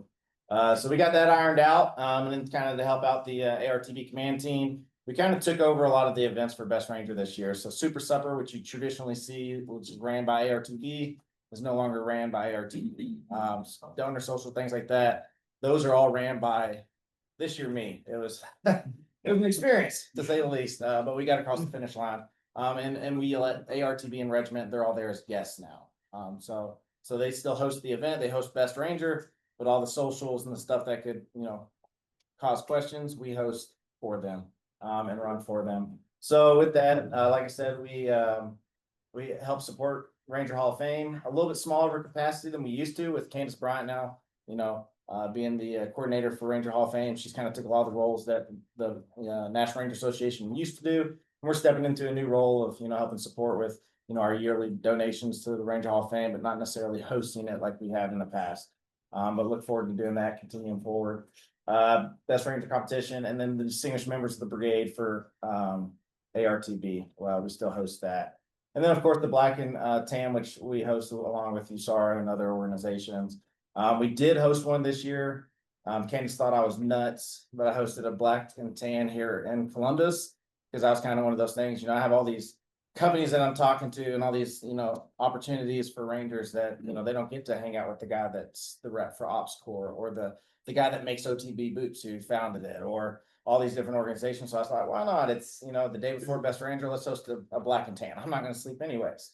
So we hosted one here in Uptown Tap, and it was a great success. We had a lot of participation, and it was a lot of fun. So we hope to continue to do that every year for Best Ranger and hopefully grow that too. Just to give local Rangers kind of the taste of what a lot of other Rangers get when they go to the SHOT Show in Vegas and get to experience that black and tan. Because, there's only really a portion of the community that can go to Vegas for SHOT Show. Here in Columbus, it gives a chance for some of the younger Rangers to come out and experience that. So that's one thing we kind of do for the community. And with that said, the National Ranger Association has always kind of been kind of closed, tight knit when it came to Best Ranger, Ranger Hall of Fame, and DMOB. With us kind of stepping back a little bit from Ranger Hall of Fame and the aspects of how we help run that, we are a little bit younger of a board in. Not to say that, the old guys weren't great. I loved them. I worked with them for 3 years. We have some fresh new minds on the board now that really want to get back to, other associations and the Ranger community. So my phone number is on there and my email. So when other organizations reach out, we do our best to help them out. As long as it falls within helping the Ranger community. That's pretty much what our bylaws say. So as far as email and phone goes, if you email me, I get a lot of emails. I mean, yesterday I got an email from EA Sports. I thought it was spam. Come to find out, they actually want us to help them out with a video game. So long story short, if you want to get a hold of me, text me. As most people know, you can text me at 10 o'clock midnight. I am a firefighter, so I'm working 24-hour shifts. So most likely I'll probably be up helping someone's grandma at 2 a.m. So if you text, feel free. I'll respond to you as soon as I can. If you email, I will get back to you as soon as I can. Even if it's just a text that says, hey, I emailed you. And that lets me know, all right, I better go in there and search for that email. We have gone through a transition going from Candace to Travis to Sean to me. So we're kind of ironing out some of our systems right now, but I think we've got them pretty much to a T now. But yeah, I'm happy to be part of this group and hopefully gonna help the National Ranger Association for the next 10 or 15 years as I'm here in Columbus, fighting fire. Had a fire yesterday morning. It was a good time. So if you need anything, text me. I appreciate all of you and everything you do for the Ranger community. And Trent, thanks for stepping up. I mean, the Best Ranger competition is probably the Army's biggest recruiter for Rangers, so it's so important that that's done in a quality way. So supports not only the Rangers, but the some major marriage point of, drawing those other Rangers to go and do great things. I mean, nothing's better than the Best Ranger competition and a professionalism with which it's done. Next up is the National Ranger Memorial Foundation. I have to put a plug in for them. If you get their newsletter, the newsletter is almost nothing but other people's advertising other people's stuff. So, a true lead the way organization of, what's good for Rangers overall and what we can do for health. So just, General Stringham's daughter, Molly, runs that, but I'm just so impressed and so happy to see what they're doing. So I just put a plug in you because it does my heart good. That's what you're doing is what we're trying to do here. So Thanks, Sergeant Major. General Tony, thanks for having us today and hosting this. The National Ranger Memorial Foundation consists of 9 board members. We have 2 here represented, Mike Kelso, Travis West. Thank you for doing. Our newest chairman we've only had 3 chairmen since the tenure of the National Ranger Memorial. Of course, Major General Lure founded it and built it. General Stringham rolled off the board last April of last year. And our newest chairman is retired Brigadier General Larry Burris. We've got a team of 9, and you'll see it announced through social media this week. Our newest board member is Tom Sider. So for those of you that know Tom, he's a good man. We're glad to have him on the team. So a little bit about my role. I'm the executive director for the National Ranger Memorial Foundation. I've been in this capacity for 15 years. I was part-time for 14 years. I served under General Lure, General Stringham, now General Burris. And about a year ago, I well, about 5 years ago, we sold our business. I ran the company for about 5 years. And about a year ago, I just said, hey, I'm done with the business world. I want to do this. And so General Burroughs brought me on full time, and love Rangers, love working hard for Rangers. And so it's really a good passion for us. Next slide, please. So the National Range Memorial, located at Fort Benning, was established in 1992. We had the Ranger Hall of Fame wall that was established in 1992. And we have nearly 7,000 pavers. We have several history era markers. And our main mission there is to preserve the United States Army Ranger legacy. We do our very best with this property. It's when General Lure built it, he told me right off, hey, we built it on a landfill. We've got foundation issues. So if you go out there and you see some cracks and all, believe you me, we're always working on it. We're always trying to keep it up to the Ranger standard. So next slide, please. So we really have two missions, again, to maintain, preserve, and improve the National Ranger Memorial. And then we also provide college scholarships for Rangers and their families. That's always something that General Lure believed in when he started this, and this will always be part of our mission. Next slide, please. The National Ranger Memorial stands as a distinguished symbol of excellence, honor, valor, sacrifice, and enduring legacy of the Ranger community. It is the ending ceremony for the annual Best Ranger competition. And then we also have multiple Ranger ceremonies there. So if you're in the room, you ever need to host your event there, please let us know. We'd love to have you. We have several promotion ceremonies there, and we'll be glad to host your event. With the new role, we're trying to make this a more highly visible within the Ranger community as far as activity goes. Some of these pictures here are an example of a promotion ceremony that we had a few months ago, and we're trying to promote those and get more visibility to the Ranger community. We're also represented at every Ranger graduation now, and we also provide a stone for each distinguished honor graduate at every graduation, and promote their accomplishment. Next slide, please. This year, I'm proud to announce on behalf of the board that we awarded $50,000 to 66 recipients, local and national universities, and since 1992, we've distributed $925,000. And Mike Kelso does a great job with our scholarship program. Thank you, Mike. Next slide, please. Just a few upcoming things. In honor of the Ranger Hall of Fame class of 2025, this is something that we've been throwing around the board for a little while. We developed a new challenge coin. And as you can see, all the representatives of the 2025 class are represented. And if this is successful, we plan on going all the way back to 1992. So I think it's important. And each member of this year's Ranger Hall of Fame class will get a complimentary coin. Next slide, please. Another thing that you're going to see us roll out soon is, since we have 7,000 stones out there, every one of them have a story behind them. And we want to start featuring this on a very regular basis. To us, it's more than just granite, and we do believe it's a sacred ground, but we want to tell the story behind every Ranger out there. So you'll be seeing that in social media a good bit going forward. This particular slide, just like Trent, you get these emails, you wonder sometimes if they're real or not, but I got an email a couple months ago from a gentleman in England. He was out in his garden, and he found a World War II dog tag, which is represented down in the left corner. And he reached out to us. I guess he did a Google search, found out that Ranger Walsh had a stone with the Ranger Memorial. And so we did some research, and it turns out that Ranger Walsh was with 2nd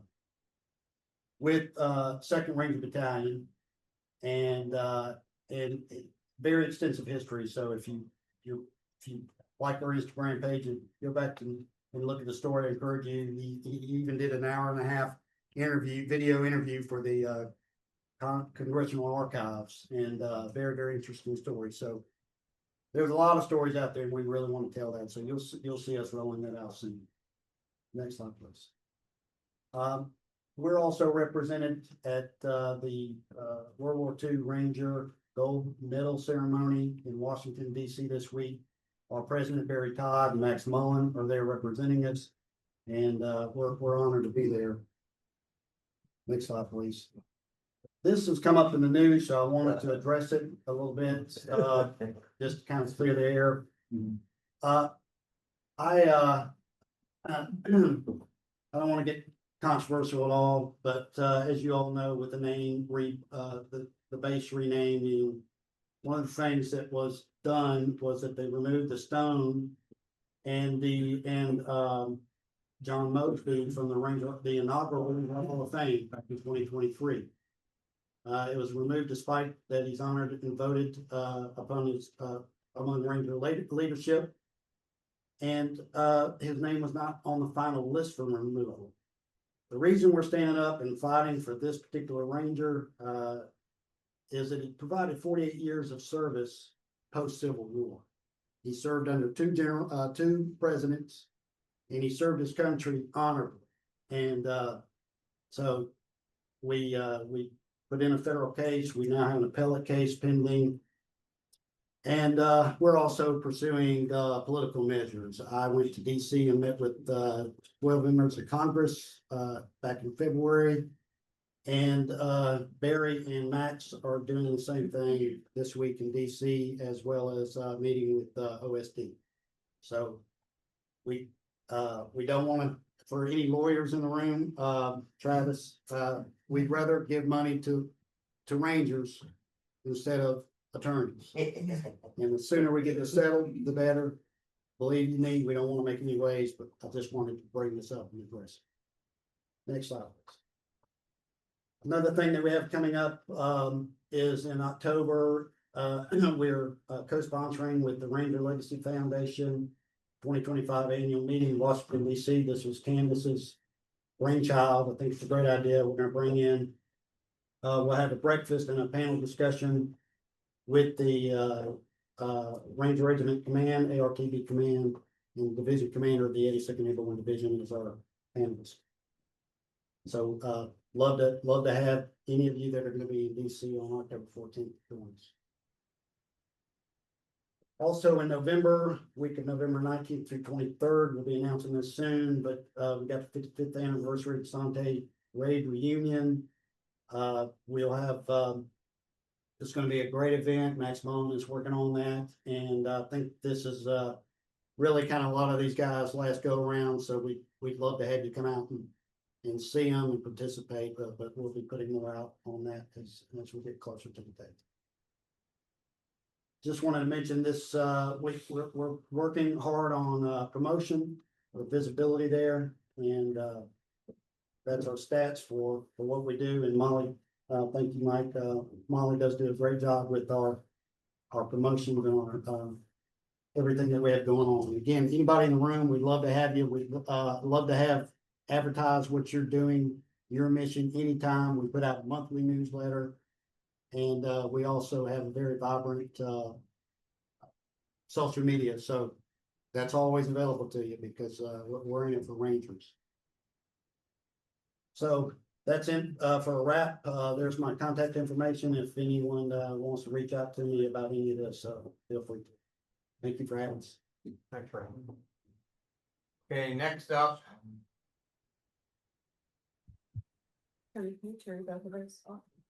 Good afternoon. Can you guys hear me? You're going to Zoom.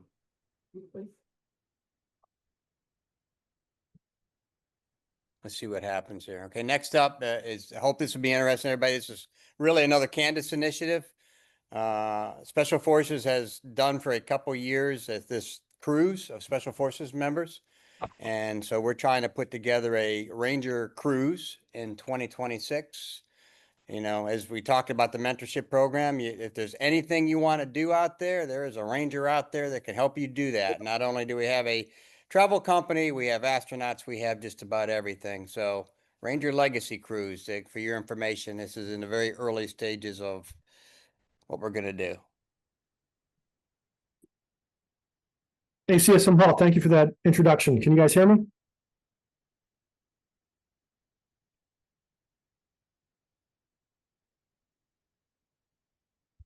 Yes. Excellent. Just like CSM Hall said, this initiative started with Candace Bryant, and then we've been working it with Mike Hall ever since. My name is Chris Doonan. I'm the president of CSM Pool Corporation. The company has two different divisions, CSPC Solutions and also CSPC Travel. CSPC Solutions focuses on mission support to the Department of Defense. CSPC Travel focuses on travel. That's what we'll be talking about today. CSPC Travel is a full service travel management company. It focuses on travel services for the federal and the state and municipalities. We also focus on leisure and luxury travel with the private sector. Real quick to mention something about a little bit about the company. We're a pretty Ranger focused company. Myself, I spent 23 years in the Army and over 16 years in the Ranger Regiment. Mr. Norm Shaver spent 20 years in the Army and 14 years at the Ranger Regiment, also time at RSTB and also time at USASOC. Miss Katie Brinker works for us also. She never served in the Army, but her dad is a retired Army colonel. She's got 3 brothers that currently serve, and they both, or all 3 of them, are under the USASOC umbrella. And she also has an uncle that's a retired general. We also have Miss Tiffany Jones that worked for Lockheed Martin, but she also served as a corps at the 75th Ranger Regiment for 12 years. We also have Alan Payne, served 17 years between 3rd Battalion and RRD.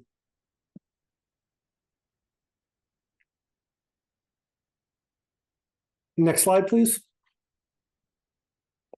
Okay, the cruise. The cruise is a 5-night Caribbean Eastern cruise.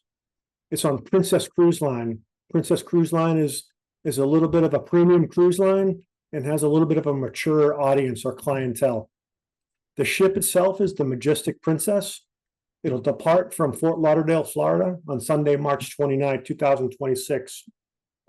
We selected this cruise for specific reasons due to the 6-day cruise line and also having a relatively economical price. The price point will be about $1,000 per person plus airfare, and also any amenities you may choose to include in your vacation package. Like I said, day 1 will depart Fort Lauderdale. Day 2 will be at sea. Day 3 will be at Turks and Caicos Island, which also, you guys know that this is has very famous coral reef system, has excellent tropical beaches, and a great place to go diving, snorkeling, and ideal for romance or family vacation, and also great fishing and sailing. Day 4, the cruise will go to Amber Cove, Dominican Republic. Day 5 will be at sea. Day 6 we will return to Fort Lauderdale. The ship itself, built in 2017, has roughly 1,800 cabins, but obviously it's a newer ship, so it's a full service ship with current amenities, elevators, bars, pools, theater, library, casino, meeting rooms, and also obviously fine dining. Right now there's tentatively 2 events, Ranger events, hosted on day 2 and day 5. Currently CSPC has reserved 150 cabins. These are 2-person cabins, with some of the cabins able to accommodate 3 and 4 people. Obviously, the 3rd and 4th person is depending on ship occupancy when you make the reservations. All the staterooms are balcony or above. The plan for information is to send out a flyer next week to all the entities that are taking part in this meeting. We'd love you guys to share this with your network, either put it on your website or your newsletters. And obviously the intent is not to leave any Rangers behind. Next slide, please. As you see, we have a tentative date of events or cruises in the years to come. The next tentative one is the 2027 Alaskan cruise, but obviously our primary focus right now is on the Ranger 2026 Ranger Legacy Cruise. But obviously a special thanks to Candace and Mike. And pending your questions, we'll send out information that'll further elaborate and focus on how to sign up for the cruise next week. Pending any questions, that's all I got. Ranger lead the way. Thanks a lot, Chris. And, Chris hopes not to lose any money. If, Chris is not gonna make any money, that's for sure. So this is all about Rangers, for Rangers. So, if there is anything left over, we'll figure out what nonprofit could probably, help use that money or whatever. But, I think, based on what Special Forces has done the last couple of years, we're pretty excited about this. We hope other people get excited. We hope we pick the right dates, that'll work and look at it later. But hopefully this will be a great event that current and mostly former Rangers will really enjoy. So sort of a floating Ranger rendezvous, I guess you could call it. Next up is another sort of kind of new organization, Task Force 7294. Yep, Mr. Lee. General King, Sergeant Major Tony, thanks for putting this all together. To start off, I'm incredibly honored to be here. I'm kind of an outlier in this room, I believe. I'm an intel guy. So I was in 11 Bravo, and I'm out here representing a overarching intelligence organization. Having said that, 7294, we get the number, the task force number, based off the days we spent from the day we invaded Afghanistan to the day we left Afghanistan. 7,294 days is where the task force name came from. So we represent the intelligence professionals and support SOCOM and task force operation over the years through GWAT. So it's not just included with the Ranger Regiment, although I am the Ranger Regiment chapter president and representative for the Rangers. But it includes every single tier and organization that ever supported the task force during combat. So the mission, just like everyone else, is to help transform and build lifelong communities. It's a fraternal organization. We're about 3 years old. We do yearly get-togethers, mainly up in the DC area where most of these intel professionals are congregated up in that area. So we're trying to create that sense of belonging that's, related to a lot of the outliers that have supported out there that weren't exactly attached to one of the tier organizations or the Ranger Regiment itself. We had a lot of support from a lot of different agencies, entities across the board. So we want them to make sure that they understand that what they did was important to the overall mission. It's a big portion why we brought this task force together. We're starting chapters across the country. We got one at Bragg, putting one up at Virginia Beach. We got representing the Ranger Intel folks here at Benning, and then out in Hawaii as well. So the biggest thing we can do for the Rangers is one, provide that community specific to the intelligence personnel as the Ranger intelligence enterprise has grown significantly over the course of the GWAT. If you guys aren't aware, we went from 3-man personnel at the battalions when I started off to now an intelligence battalion within the 75th Ranger Regiment. So we want to make sure those guys have a place to go. They're taken care of as well. And it's oftentimes hard for those guys to reach out or get back in the community through a lot of these different organizations. We've also set up a scholarship fund. The first year this year for the Nick Goshen Scholarship Fund. Nick Goshen was a intelligence professional within the 75th Ranger Regiment. He was the S2 at 275, and then was the battalion XO and regimental S2 up the regiment. He tragically died a few years ago while training, doing PT. So we set up a scholarship in order to honor him as a way of fundraising to take care of the families and the children of the intelligence professionals. And that's all we got for that. We're pretty cut and dry. As Sergeant Major said, we're a relatively new organization trying to figure out where we're going to fit in and how we can work and partner with everyone else to make sure Rangers are taken care of. Yeah, thanks. It's not a specific Ranger organization, but Rangers, we don't do anything alone. We are the joint force, and we're the folks that bring everybody together. So I think it's really important to bring all those intel folks together. We got a pretty big event hopefully coming up here next March with a bunch of intel and in conjunction with Hardrock Charlie, a Ranger mentor meetup that we'll do up there in Virginia. So next up is one last thing. I'm sorry. One alibi. Where we can also help out too is, if you have rangers and guys that are getting out and looking to get into the intelligence community, we got our tentacles in every agency you can think of, those known and unknown, throughout the country, not to mention just the rangers and not just the rangers, but the larger, broader community, within the, intelligence enterprise and in technology industries as well. Yeah, that's another great thing. I mean, it's, if, a lot of guys want to get up there working DCR, working Intel, which is very broad. You can talk cyber into that now. I mean, Sean Nolan, a lot of you people probably know Sean, is actually the CEO of the organization. And so, yeah, they've been great, really great hooking guys up in the Beltway and around there. So next up, we're going to talk, if you could pass the mic. This one. Yeah, that's good. Okay, yeah. Like Farrell said. Next up is Rangers, the Rangers Scholarship Fund.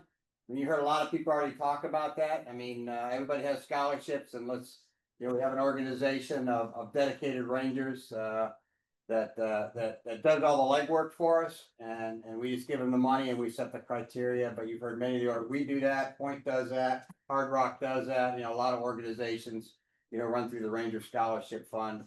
And an old Ranger buddy of mine from way back, Ike Eisenberg. Thank you. My name's Ike Eisenbarth. I'm the chairman of the fund. I'm here with 3 other board members. I've got our treasurer, Steve. We got Fred. We got Kurt. There's 15 other additional rangers that we have on the fund. So on behalf of our entire board, I want to thank you all for opportunity to come here and tell a little bit about our fund. Next slide, please. Our mission is to provide merit-based scholarships and educational opportunities to the sons, daughters, and spouses of currently serving members of the 75th Ranger Regiment and veteran members. Like all good Ranger organizations, ours started in a bar. Ours started at the 25th anniversary of Grenada. We were down at Kevin Barry's having a contemplative whiskey, and we started telling our stories as we all do. Many of us hadn't seen each other for over 20 years. What we found is a common theme in everyone's story, that the seminal point in our lives, the thing that made us men, the things that made us successful in life up to this point, was our service in battalion. And we thought, wow, that's just fantastic. And then we started talking about those of us that were not here anymore. And we said, how do we remember them? We said, well, let's give them memorial scholarships. So we toasted and we began, and we've been doing it for 17 years now. Next slide. We're an all-volunteer organization, 501c3. We can operate on military installations. We've checked the block on all those things. And again, we've been doing what we do since 2008. Next slide, please. There's our board. We have permanent board members that are voting members, and those are the ones depicted on the left, and then associate members. The way you get on our board is you become a volunteer. You serve for a term. You're recommended to be an associate member, which you participate in all the activities in the board meetings. And then if you're voted by the board, then you become a full-fledged board member. We implemented this because we want evolutionary change within the organization, not revolutionary change. Next slide, please.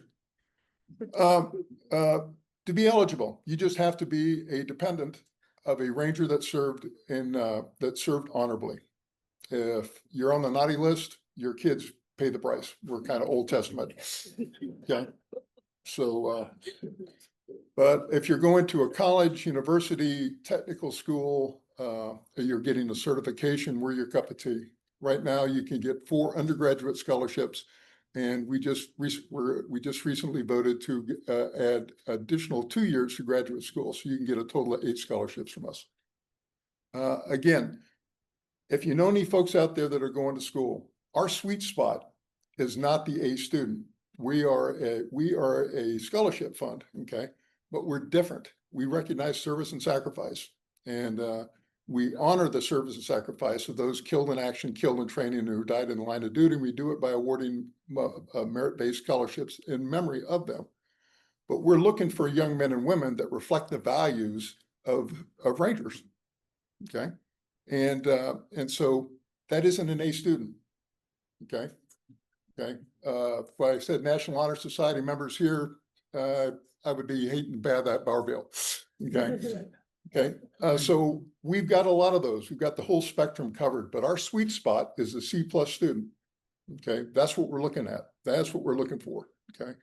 And we're merit-based. Only one of our criteria is academic. The other ones our service to your community, what you do to volunteer, your extracurricular activities, your leadership, your athletics participation. And then we have 2 essays that we have them write. So we're looking for a young man or woman that is going to make you a great citizen, and we're immensely proud of. So next slide.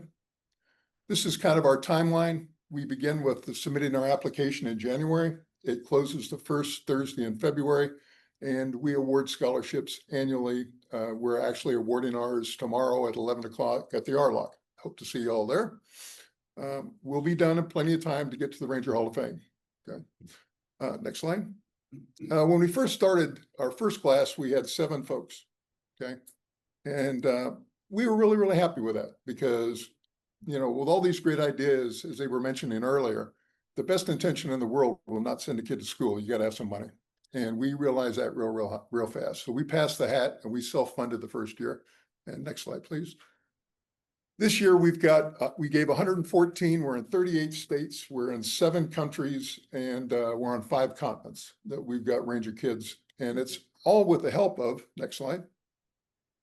This is our recapitulation since 2008. So we've given over $1 million. These are our partners right here. Many of those organizations reflected here. These partners allow us to double the amount of money that we give annually. Last year, or this year, we gave about $147,000. We're bumping $300,000 with the support of your other Ranger organizations. So we thank you very, very much for that. Next slide. And here they are right here. Again, those 12 partner organizations allow us to have 21 separate scholarships that we give to Ranger scholarships, the Ranger community, besides the 2 that we give. We give a Sam Spear Scholarship for study abroad, and then we give our merit scholarship. So without the partners, it's, you know, we couldn't do what we do. And our newest one is the Bukta family. Okay. And we're going to give that scholarship for the first time tomorrow. Next slide. I'm going to ask Steve Parsons, our treasurer, to talk a little bit about our finances. Steve? Well, we're very proud of this slide. Okay. Hopefully everybody can hear me better. Sorry. We've got the mic power here. Our fundraising has depended largely on some of the people that have actually given us credit in this room today. Our longest standing partner was the Soft Fund. I think we'll be briefing later on. Then Pointe du Hoc. And then many of you have come on board both as partners and as sponsors of our scholarship. So essentially, the most important takeaway from this is we have traditionally had, you know, less than 1%, more often less than 0.5% of admin costs, because the board basically bears their own costs. So 99% historically, and I think in the future, of the money that is donated or put in our trust to give to Ranger family members goes to scholarships, and that's it. Board members essentially pay for their own expenses. Next slide, please. Yeah, we have an aspirational goal of, like many others, of eventually someday getting about $8 million. We are nowhere close to that because of our intent to continue to use the bulk of our money, our funds, to support Ranger family and increase. And in fact, we have increased our impact by about 100% in the past 7 or 8 years, both in numbers and the amount of scholarship we give. This year is almost going to be pretty close to $165,000 of our impact. And as I said, it's easily doubled through scholarships that are given by our partners, by, with, and through us. And where the starting point of that is an application to the Rangers Scholarship Fund. A lot of these scholarships are not opportunities that are available directly. You know, if a kid of a Ranger goes to that fund, for example, the Soft Fund.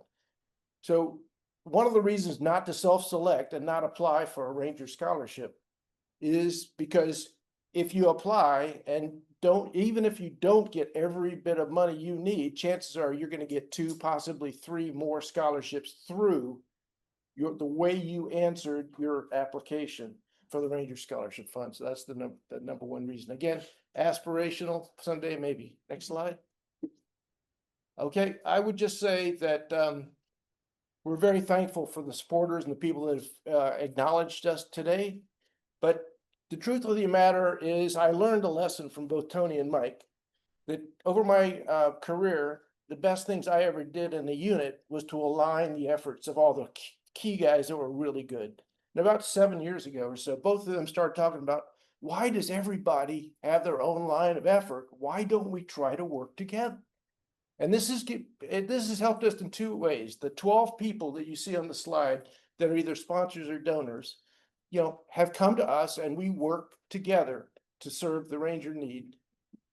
And the other way is getting the word out about the Ranger Scholarship Fund. 3 Rangers and others in this room have helped us out immensely in getting the word out. And without their help, we'd probably still be doing about half of what we're doing and working as hard as we're doing. And so the effort is much, the payoff is much greater. And I'd just like to acknowledge the support we've gotten from both of you. Thank you very much. Thanks, Steve. Thanks, Ike. Y'all have any questions? All right, as you see, horses always run fastest when they see the barn. So thank you very much. Ike was the Charlie Company FSO when I was in 8 Company back in the mid-70s. And the only man I knew, we used to have these radios called PRC 77s for you sort of young guys. Ike's the only man I ever knew that never needed a long whip antenna. I'll put in a pitch. I mean, around scholarship time, I mean, we reach out to all the organizations, say, tell us about your scholarships, tell us about your deadlines. And Caroline does a good job of, trying to get the word out there. So, that's a great effort that we all need to pull together on. And I think as Carrie told me one time, the only Ranger family members that don't get scholarships are the ones that don't apply. And the education counselors, I don't want to misspeak, but I think maybe Crystal did a lot of the work, maybe, put together a great, if you want to find a scholarship, go to our page or talk to education counselors and put in for 100 of them. Your chances are you probably get 100 of them and you have to give money back. So, but yeah, scholarship is something like, I really hope we all work together. And that's I think this year we did really, really good of, everybody getting together. Next up is a Special Operations Fund. Most people in here have never heard about it. I didn't hear about it till I was the Regimental Sergeant Major, and we needed some help. And there was no organization out there that could do it. And we heard about the Special Operations Fund. So I won't steal their thunder, but I'm not sure Becky or Heather, who's briefing? Yeah, I think Heather? Actually, I'm doing it. Can you hear me? Yes. Awesome. My name is Becky Chambers, and I'm the Executive Director of the Special Operations Fund. Thank you, Mike, for that great intro. One of the reasons people here might not have heard of us is because of our motto, which is Quiet Fund for Quiet Warriors. However, we have found that we've taken that a little too far, that being quiet. So we are working on that. A few years ago, we actually have a website now, which was a big deal, but we do have a website, and we are a 501c3. Next slide. So here's our mission statement. I'm not going to read it out loud. It's pretty long, but that just gives you a overall idea of what our mission is. We've been around for 33 years. And before I get into the real meat and potatoes, just to let you know, our board members cover all of our non-program expenses. So if you make a donation, know that your donation, 100% of it goes to program expenses. We cover 6 units within the JSOC community: the Rangers, the 160th, Dev Group, which is SEAL Team 6. Down at Bragg, it's CAG and 724th, and then another unit. There's myself, the Executive Director, and Heather Majuri, who is our Programs Director. Next slide. We're kind of divided into 3 areas, 3 sides of the house. We have our Gold Star program, our merit-based program, and then our what we call our other programs. Next slide.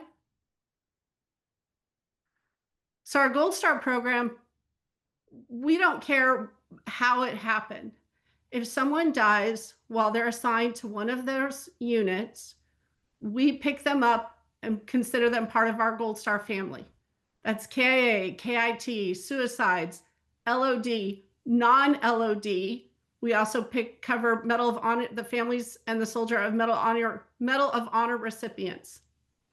And if a soldier gets out or service member gets out and something happens, specifically suicide, if the VA says it's service connected, we bring them into our Gold Star family. We provide college tuition, and we are one of the only units that I've been able to find that covers spouses in addition to children.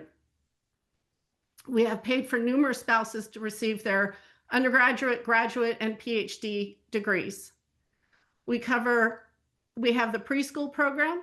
And then, like I said, graduate, undergraduate, PhD, we also pay for VOTEC schools. So whatever kind of education they want, we can find a way to pay for it. For soldiers that are not married, we have the Rick Wooler Memorial Scholarship, which is a way for parents to honor their family members. It's $15,000, and we've given out 7 of those so far. Next slide. Now, our merit programs. These are programs for families of current and former unit members. And I say unit, but again, that applies to those 6 units that I mentioned. So we start with our college prep scholarships. We have our Exeter Summer Program, which is for rising junior and seniors. It's a 5-week summer program up at Phillips Exeter Academy in New Hampshire. Sorry, I almost said New York. It's like, no, it's not New York, it's New Hampshire. Tuition this year was $10,775. We're sending 15 students, and one of those is a Gold Star kid. Then we have our Hugh Shelton Leadership, which is part of the Red Hat Shelton Leadership Program at North Carolina State. That's $900, 6-day residential. That is for 9th through 12th grade, that whole range. And we're sending 8 kids this year. Next slide, please. Now, our VOTEC scholarship, this one is open to spouses along with the children. We have sent, where did it go? There it is, sorry. So since 2019, we have invested over almost $300,000 into this program in just a few years. And if it's any type of certification, 2-year associate's degree, we can pretty much find a way to cover it. Anything from, we have covered, it was a certificate, even though it was given out by a 4-year degree, it was a certificate and met the parameters. Genomic testing counseling. We've given scholarships for farriers, HVAC, welding, gunsmithing, a spray tan license to a woman who was already a cosmetologist, and that could help her advance her business. We've given funded for a nurse. She needed a specific certification to work in a neonatal intensive care unit. We funded that for her. So if you have any questions, whether it qualifies, reach out to us. Like I said, if it's anything but a 4-year degree, we can probably find a way to pay for it. Again, open to spouses and children. Next slide. So these are our college scholarships. We have our Scowcroft Scholarship, which is graduating high school seniors. It's 4 years at $10,000 per year. And the way that family members, children apply for these scholarships is through the local scholarship organizations that support those 6 units. So like I said, they apply to Ranger Scholarship Fund, and then we put out the announcement for our applications for Scowcroft. The unit scholarship or Ranger Scholarship Fund, Unit Scholarship Fund, these organizations pick their top 3, redact the applications, and send them to Heather.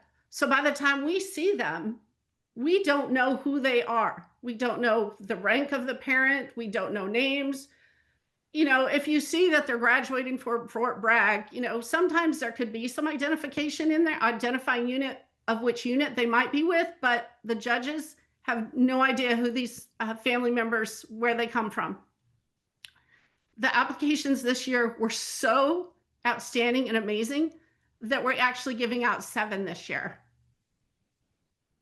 Then our Miller Scholar is for graduate student or undergraduate college students, and it's $5,000 for a study abroad session, summer session, fall session, just any type of study abroad through their school. And then the Miller Fellowship is $20,000 for a postgraduate fellowship, some sort of service-related project in a foreign country working for an NGO or doctors. We had a Doctors Without Borders, a student that went and did that. We actually have a student we're working with right now who's working with a group founded by some Rangers to provide medical support for what's happening in Myanmar, but he'll be working out of Thailand. We had a girl go to Nepal for a safe drinking water program. So there's a wide variety of programs that can fall under that. Next slide. Now, in our other programs, we have learning ability testing. The other programs can go for both Gold Star and non-Gold Star. So the learning ability testing is open to family members of those serving in the unit, or like the Rangers. And it's not just kids. On a case-by-case basis, we can do exemption for spouses and service members. Now, to get this funding, all I need is a referral letter. It can be from their school psychologist, their school guidance counselor, their primary care provider, their doctor, anything like that, saying this student has been identified for needing testing for ADHD or a variety of things dealing with learning abilities. So, I mean, this program has also taken off. And just today I paid for 3 family members, and it was a little over $2,000 a piece for 3 kids to have their testing done. It's just, it's an amazing program, and not enough are taking advantage of this. And I know there's kids out there that need help. So please, TRICARE pays for the treatment. They don't pay for the testing. Let us help these families, please. Now, the matching unit scholarships, we give up to $50,000 each year to the local scholarship organizations that we support. So the Ranger Scholarship Fund, Unit Scholarship Fund, the association, we, like I said, give them up to $50,000 a year. And then aid to severely wounded. If service members are wounded, and they're brought to Walter Reed, we will meet them there and present them with a check for $10,000. There's always exceptions to that. If they're down at Bragg and things happen, and there was a case recently, there was a crash involving a service member, we just sent them the check. So we're always willing to help, find a way to help. That's one of the things when I came on board in 2023, that's one of the things I love about this organization is there's a lot of flexibility. And I have a wonderful executive committee that, if there's a way to try to find a way to help a family, we will do it. Next slide. So again, like I said, 33 years of service, $19.9 million in support of the Special Mission Unit families. And that changes almost daily. Like today, I said I paid over $6,000 in learning ability testing today. We've helped over 141 active beneficiaries. In 2024, we gave out $1.35 million in support. And that's not just Gold Star children in 2024. That includes all the merit programs, the other programs, the Gold Star programs, that's everything. And then for the future, just looking ahead and kind of estimating some numbers, through 2050, we're estimating we'll need about $64.2 million. We do have a website, like I said, finally, specialoperationsfund.org. Heather and I's information is on there, as well as there's an info box where you can put in your question and it will go directly to us and we can answer that for you. And that's all I have. Thanks, Becky. Yeah, and again, it's it used to be a need to know only organization, and they've expanded, but you can see they've done a lot of great things throughout the years. And it's, I guess the secret code word is this is all the organizations that belong under our higher headquarters. But the education counselors are already in there again with all the other scholarships, and they're sort of a catch-all. Nobody else can figure it out. They'll figure it out. And it's she talked a lot about scholarships, but they've been involved in a ton of other things where nobody else you could turn to. So thanks again. Best to Greg. And we'll move on to the U.S. Army. Exclamation point, point of clarification, if you don't mind. We can't underestimate the value of their giving. And there's some ways that we're sub-optimizing it, and I just want to emphasize it.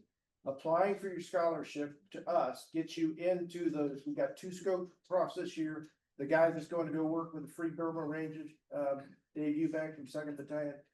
That's $20,000. That's how we get there, but we can't do it unless you apply for the scholarship. There's one exception to that, and that's VOTEC, that she talked about. It's a year-long application process. If you know a kid that's not going to college, but they want to go get a trade school or a certification, and as she said, it is very wide open. We've got about 6 people that are interested. They'll get a scholarship from us, then they'll get $5,000 a year for 2 years. The least known about and the most valuable to a Ranger family to me is the Phillips Exeter program, which has to be captured during their sophomore and junior years of high school.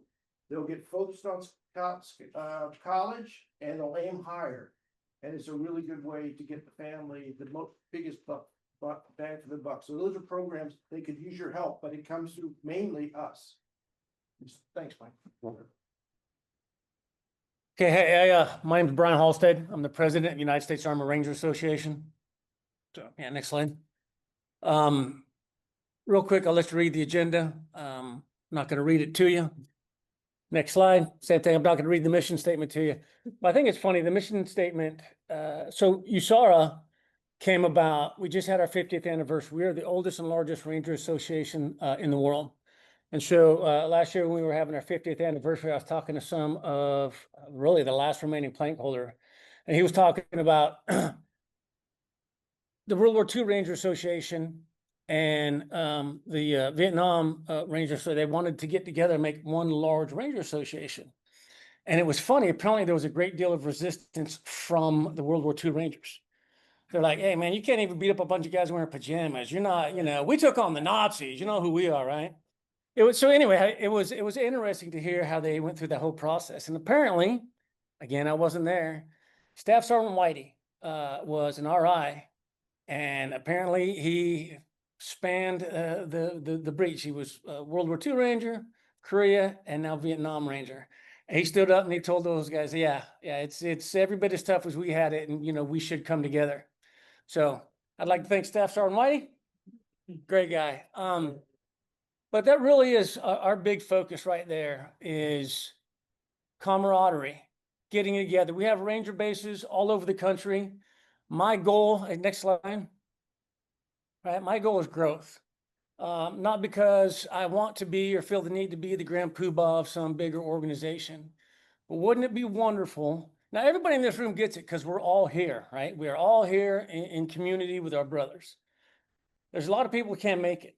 We have Ranger bases all over the country. My goal, it would just be wonderful if we had enough Ranger bases and enough members in USARA that everybody that wanted to was not more than an hour or so drive, and he could get together. Our Ranger bases, it only takes 10 guys getting together and signing the charter. Say, yeah, we'll try to get together every month. It's a real low bar, but it's so important and so impactful to be able to get there. Again, we all get it, but some guy who's in the middle of nowhere, is a great Ranger. What would he give, and what would he get as far as, being mentally, emotionally, and spiritually in the right place, just to get together with some of his brothers once in a while? And a Zoom call doesn't cut it, right? It's just not the same. All right, next slide. So, our general fund is what we use to sponsor these Ranger bases, their breakfasts. Some guys get together for breakfast. Some guys get together for a beer on a Friday night. But aside from our general fund, our 2 biggest programs, so we have the Ranger Assistance Program. And let me back up a little bit. Like most of the other people speaking, we've put in thousands and thousands of man hours every year. And everybody is all volunteers. So every bit of money we get goes to these programs I'm getting ready to talk about. Couple examples of what we've done recently. Since I became the president, I'm a little bit harsher on people who may have be suffering from a string of really bad decisions on their part. Okay. But this one guy had a motorcycle accident not long ago. He was doing everything right. He's the kind of guy we want to help. Had insurance, had a family, had a job, but there were some things that just weren't being covered. And he called up, said, "Hey, this is hard for me, to make this call, to reach out for help." But they're about to turn electricity off for my wife and kids. And so that day we were able to pay, the last 3 months of electric bills for him. Ranger Assistance Program, we don't give money to the Ranger, but, just this month we've paid mortgage payment for somebody. And that's the one I'm getting at here. A Ranger and his twin brother recently died in a car accident in Mexico. So the spouse of the Ranger, a friend, actually, she didn't know we existed, friend reached out to us, and we're able to make sure that, she had lights stay on and the mortgage gets paid. And this is recent. This is this month. He was in a pickup truck. This car accident happened. So we're taking care of Rangers families, Ranger dependents all over the country. Next slide. So I know a lot of us are doing scholarships.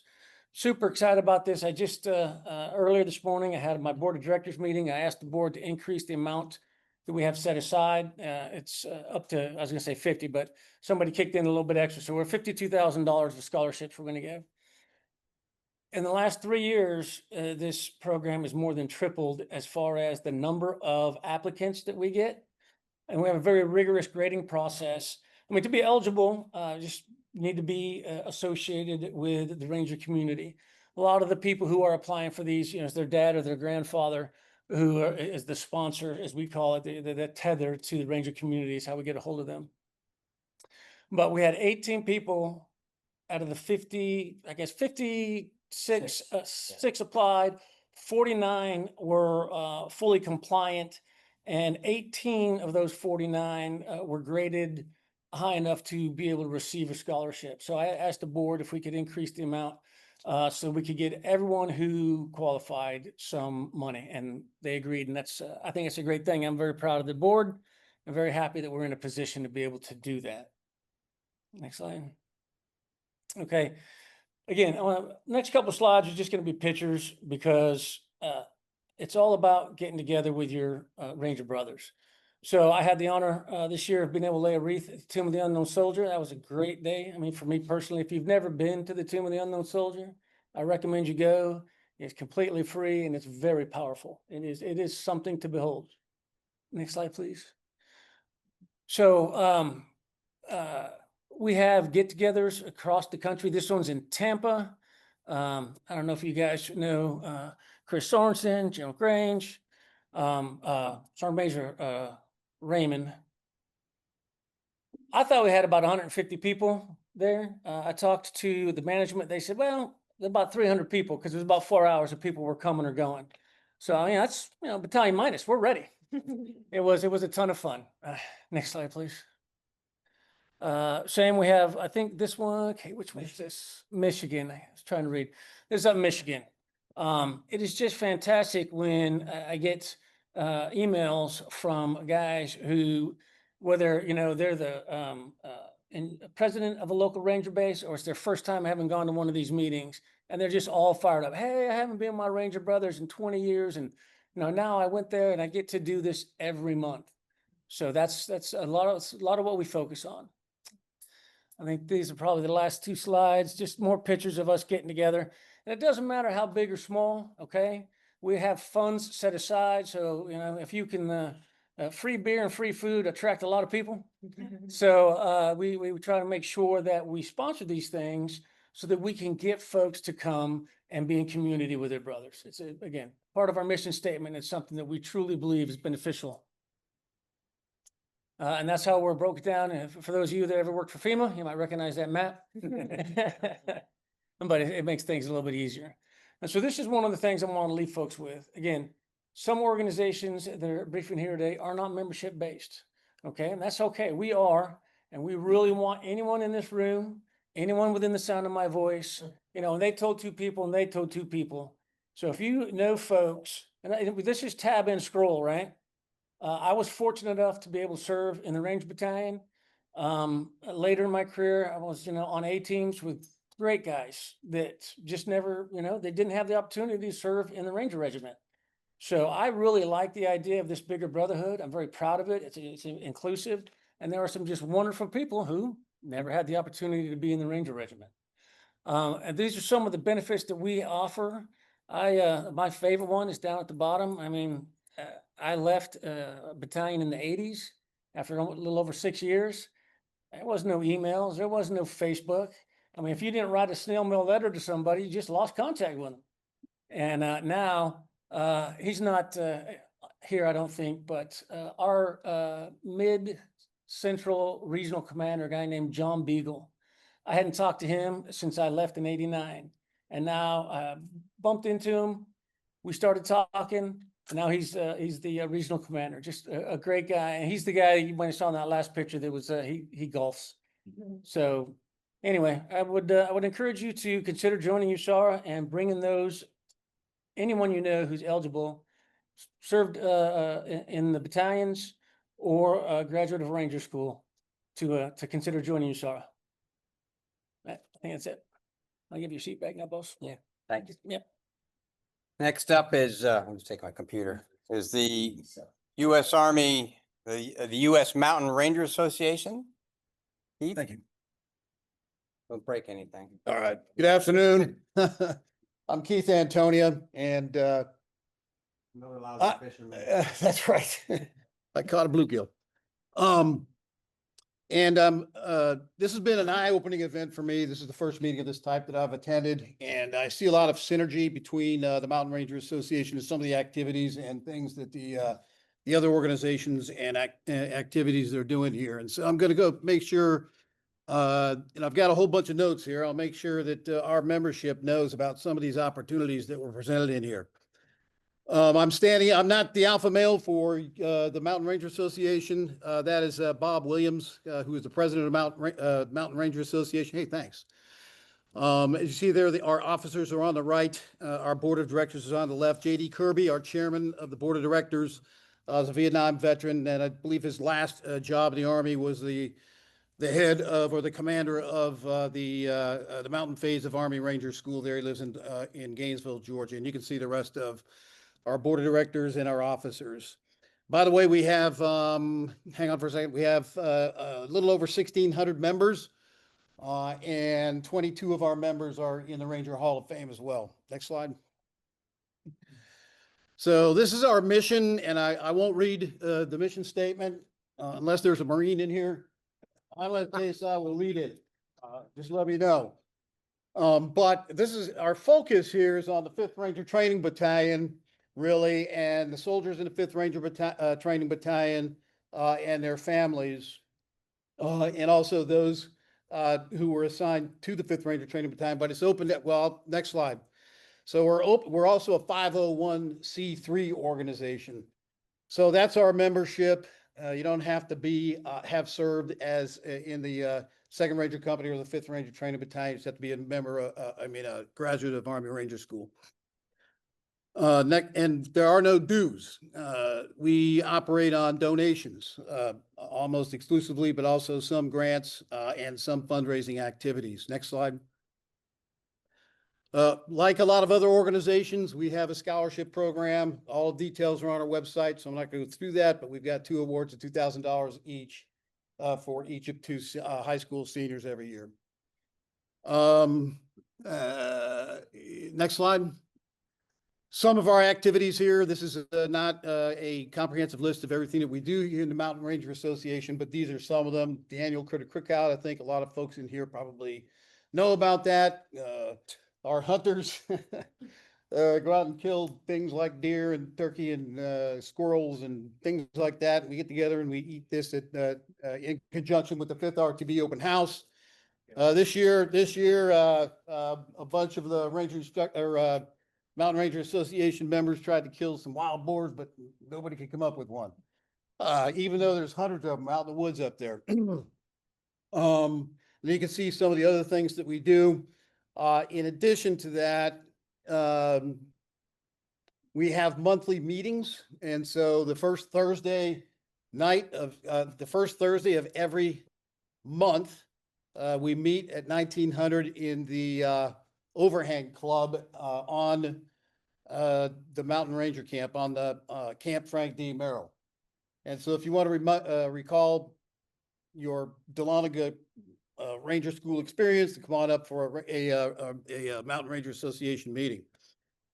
Next, please. This just scratches the surface of some of the assistance that we provide. But a lot of our money, instead of trying to figure out which organizations within the 5th Ranger Training Battalion need money, we give the money or we give the opportunity for the Sergeant Major to expend the money as he sees fit. And of course, that comes with all the legal ramifications and all that kind of stuff that's already previously been discussed. But we also do things like, for example, there's the Rhode Island National Guard is sponsoring an international jump fest.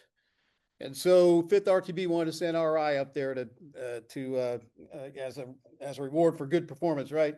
And so we're funding the RI to go up there to do the International Jump Fest in Rhode Island. Hopefully he doesn't land in Narragansett Bay. Charlie Foundation, you guys need to do that. Jump into Narragansett Bay. Also, for example, we've given turkeys to the families of lower ranking Ranger cadre up there.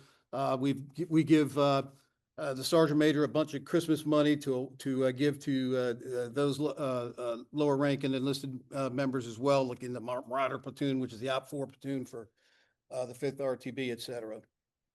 Next slide. So that's it. Bob Williams is our president. That's his contact information. We also have a website. We also have a Facebook page with a lot of followers, and I don't have all of the statistics and data that has to do with that. So that's it. Thanks a lot. I appreciate it. I appreciate the planning, the coordination, the effort that went into putting on this meeting. I think it was very valuable for me, and it'll be very valuable for the Mountain Ranger Association. Thanks, Keith. All right, next up is a stand-in briefer, is me, and I'm gonna talk a little bit about the Ranger Legacy Foundation. Slide. This is something Candace has stood up, I guess, with Jeff Struker is her co-partner in this. So something that I know Jeff, we've talked about this for years, is something, been trying to put something together. But the mission of the Ranger Legacy Foundation is to build and maintain a dynamic place and environment that passes down the legacy. So right now it's basically a place. Slide. Okay. So there's the vision. It's a lot of words.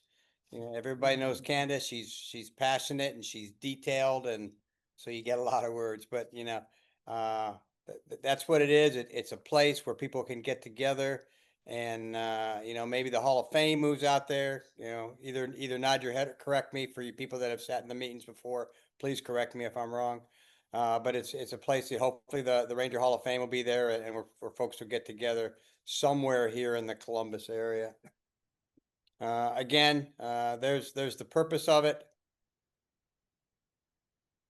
And slide.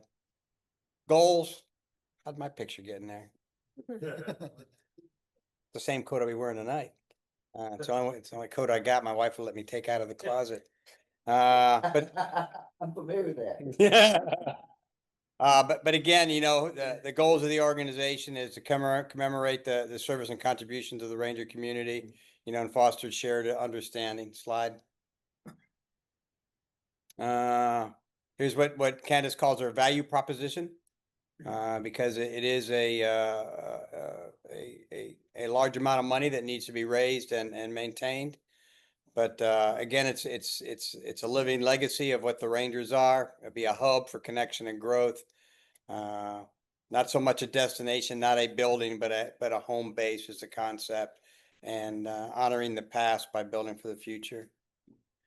Fort Benning, we did a little study, or some folks did a little study about where are the most Rangers.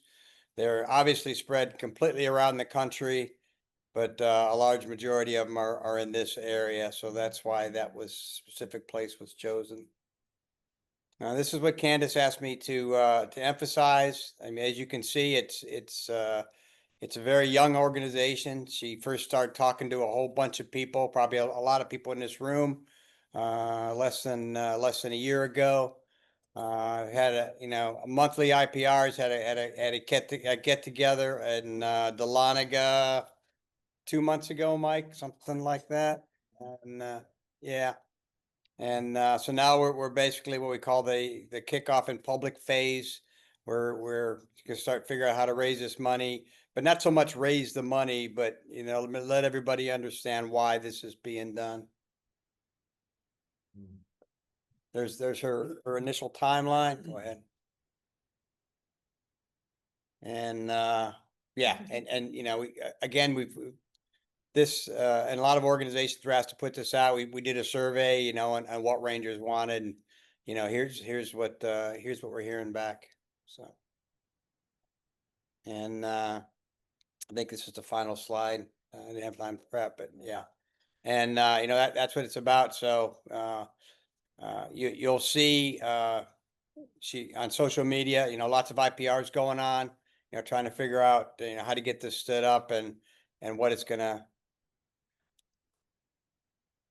end up being. So last couple slides are a couple things on a couple fundraisers. You can look through those later. And as was pointed out, the State of the Ranger happening in conjunction with National Ranger Memorial Foundation during AUSA. And you can click on that URL. You click on that URL, or I think you had it also. Same thing. When you get the slide, you'll be able to click on it. So that's a little bit about it. Mike, anything to add? No, I mean, other than just the key point being is they just want to create a home for renters. Another place that makes the most sense. It's not necessarily a destination. It's a place we want to travel to, perform a lot of the things that we've talked about in throughout the nonprofits. So all the nonprofits will be able to utilize it too, not only for their get-togethers, but for the meetings, but then also all the Rangers in the community and their family and friends will be able to go there. Yeah, certainly a lot of questions with not a lot of great answers, but it's I think as Candace described at the last IPR, it's we're building an airplane in flight and not really sure what it's going to end like or really where it's going to land, but it's a bunch of Rangers trying to do something good for each other. So yeah, we'll see what it turns out to. So I'm done talking those slides, and Tony's got it set up for Mike. okay, and next up is the Legends of the 75th, which everybody knows about the podcast, but I think you're about to find out a lot more about what they're doing and how valuable it is to this community. Mike.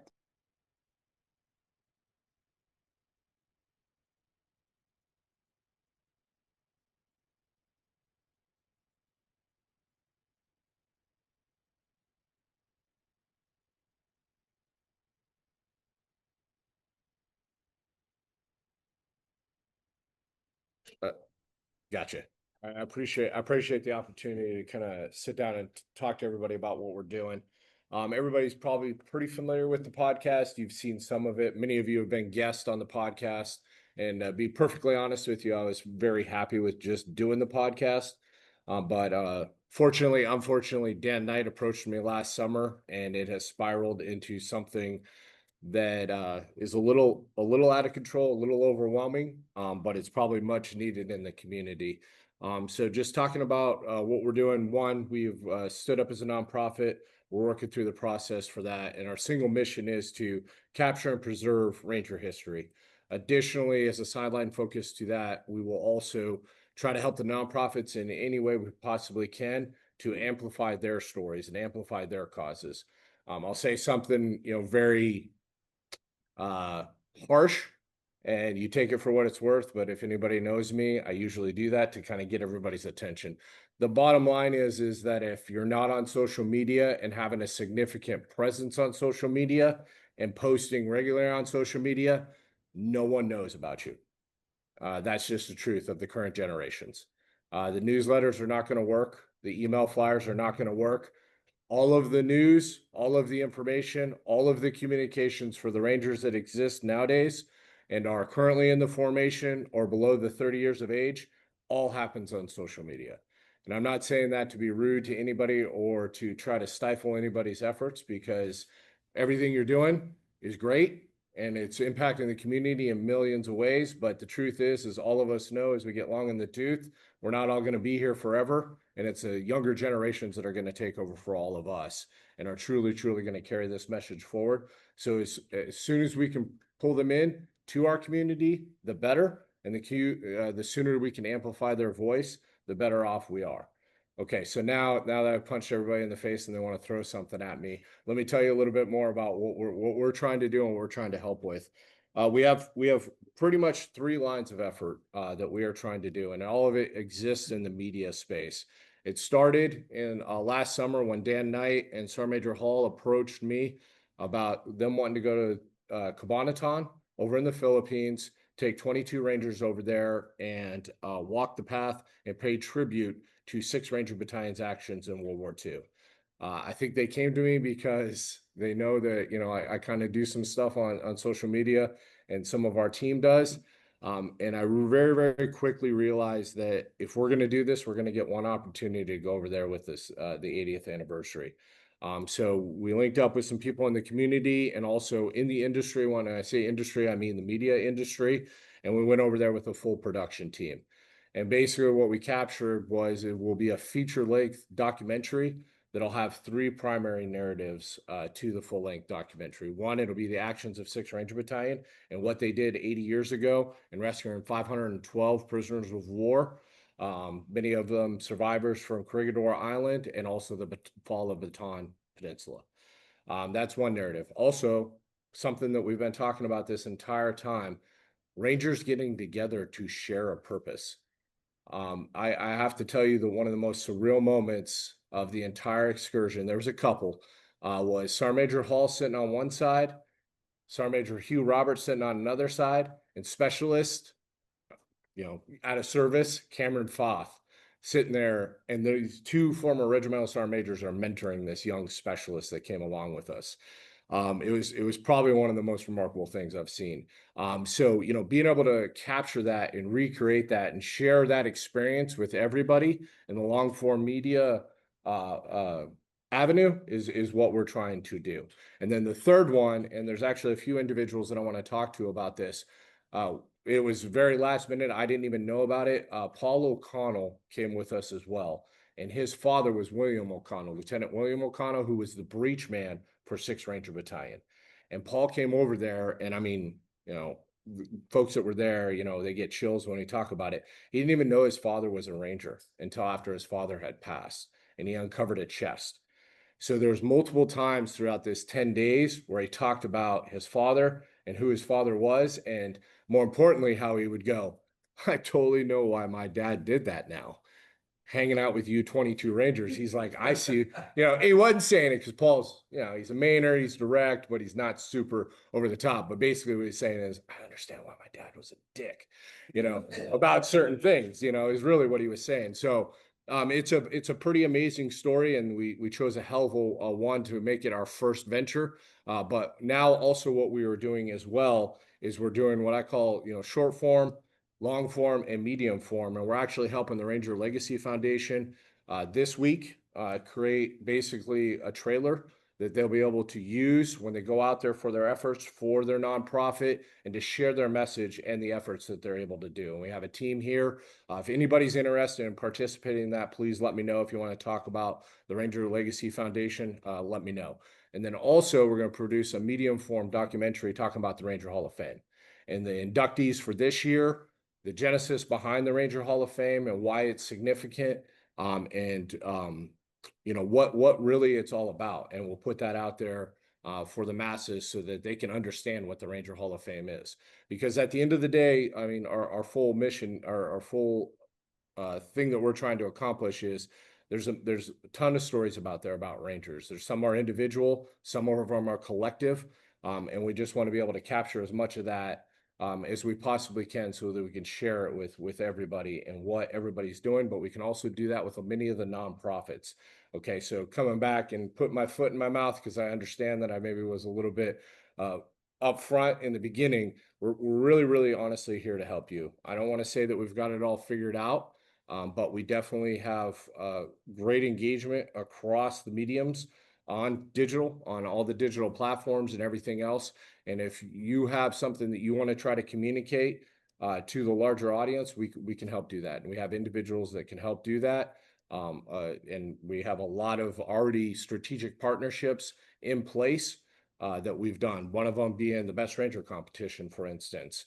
And then I'm going to close with this is we found out through another organization that does basically media in the veteran space. It's called Vet TV. I don't know if you guys have ever heard of them. They were doing something that, let's just say that Rangers are a demonstration of professionalism. We have standards. If you know anything about Vet TV, they like to go a little bit lower to maybe some of the jokes that we told when we were young specialists. So one of the things that we were able to kind of liaise on as an organization is hey, let's also, you're going to have this story you're going to tell. Let's tell a serious one. And we brought them out with the Best Ranger competition, and next month they'll release basically, a documentary about the Best Ranger competition. I say it's a mini doc. So we're doing a little bit of that as well, is trying to put us in our place, because the truth is everybody is leaning into the Ranger community, whether we realize it or not, because a lot of the other special operations organizations, sometimes people are leaning a little bit away from them, especially in the digital space. And they're really, really focused on the Ranger community right now. Okay. For all the ladies here, you guys don't know who I'm talking about. You know who Alan Richardson is? Reacher. Oh, yeah. See, okay. Exactly. Yeah. Okay. We get it. His next 4 movies, he's a Ranger in it. So we're trying to basically, with lead-ins that we have, make sure that that's told in the right way. And then he knows what he's portraying when he's portraying these characters in his movies. So that's another thing that we're trying to do, because these stories are going to be told. And this is what I've kind of talked to the command team about. Can we get in a position where we can influence those so that we preserve what matters to us, which is the Ranger community? So if you have any questions or you need anything else, please feel free to reach out, and we're here to help. What do you always say about Rangers are quiet professionals, but Yeah, well, quiet professional doesn't mean silent professional. Thank you. All right, do we have anybody here from the Worldwide Army Rangers? The other organization that's not here, I'm not quite sure why, but it's WAR, and they are on. You can find them in the Blue Book. You can find them online, and we'll see if we can we'll get some slides from them, put that in there. But like I said, we'll get these final slides out to everybody. If you have any questions on contacts or whatever, you can reach out to me or Caroline. We can certainly help you with that. If we missed any organizations, it was certainly not intentional. If somebody knows of another organization that you think should be involved in this, please let me know. We would, Tony and I would like to know that, because, they may have a capability that we're missing. I feel like I have to say this, most of the organizations here, the 75th was thrown around, certainly not intentional, but it's really no different than, some people say, why do you need the 75th RA and USARA? Well, USARA is all Rangers, 75th is RA. You could say the same thing about the 82nd. The 82nd, has unit organizations. Every the first ID, everybody does, but they have different missions. And, I'm old school, like Duke and Steve and Ike and a few others in the room. I mean, we were always taught, as a Ranger, as a graduate of the school, or someone who served in a Ranger unit in combat. And I don't do Facebook wars, but I'll stand up and tell anybody that to their face. You don't have to tear down somebody else to build yourself up. When I send out the slides, again, I'll ask are there any organizations we missed? And I also really want to hear, everybody heard what's going on? What are the gaps out there that none of these organizations are touching? And just as important, hey, I heard this organization's doing this. Did you know that this organization does that? And do you know they probably do it maybe better than you? That's what we really want to hear too, because, we're interested in how to best take care of Rangers, not who does it. that doesn't matter. So yeah, we're really looking for some good candid feedback, feedback from that. And the last question I'll ask is, you know, it's been 5 years, since Tony and I did this, you know, should we do it? You know, should we do it? Maybe it's something, the non-ranger rendezvous years. I mean, the changes of command are both on, you know, they're going to be the same year for quite a while now, but do we do it? Do we do it non-change of command year? Do we do it every year? It's, obviously time consuming. It was hard to fit this in because, you know, we looked at everybody's schedule and we found this sort of time block, and we crunched on Yasara's time a little bit, and plus some of us got to go change to go to something this evening, but, I think that's all I want to say, but I appreciate, everybody, doing this. Most grateful to Caroline, who spent a ton of time on getting us all together.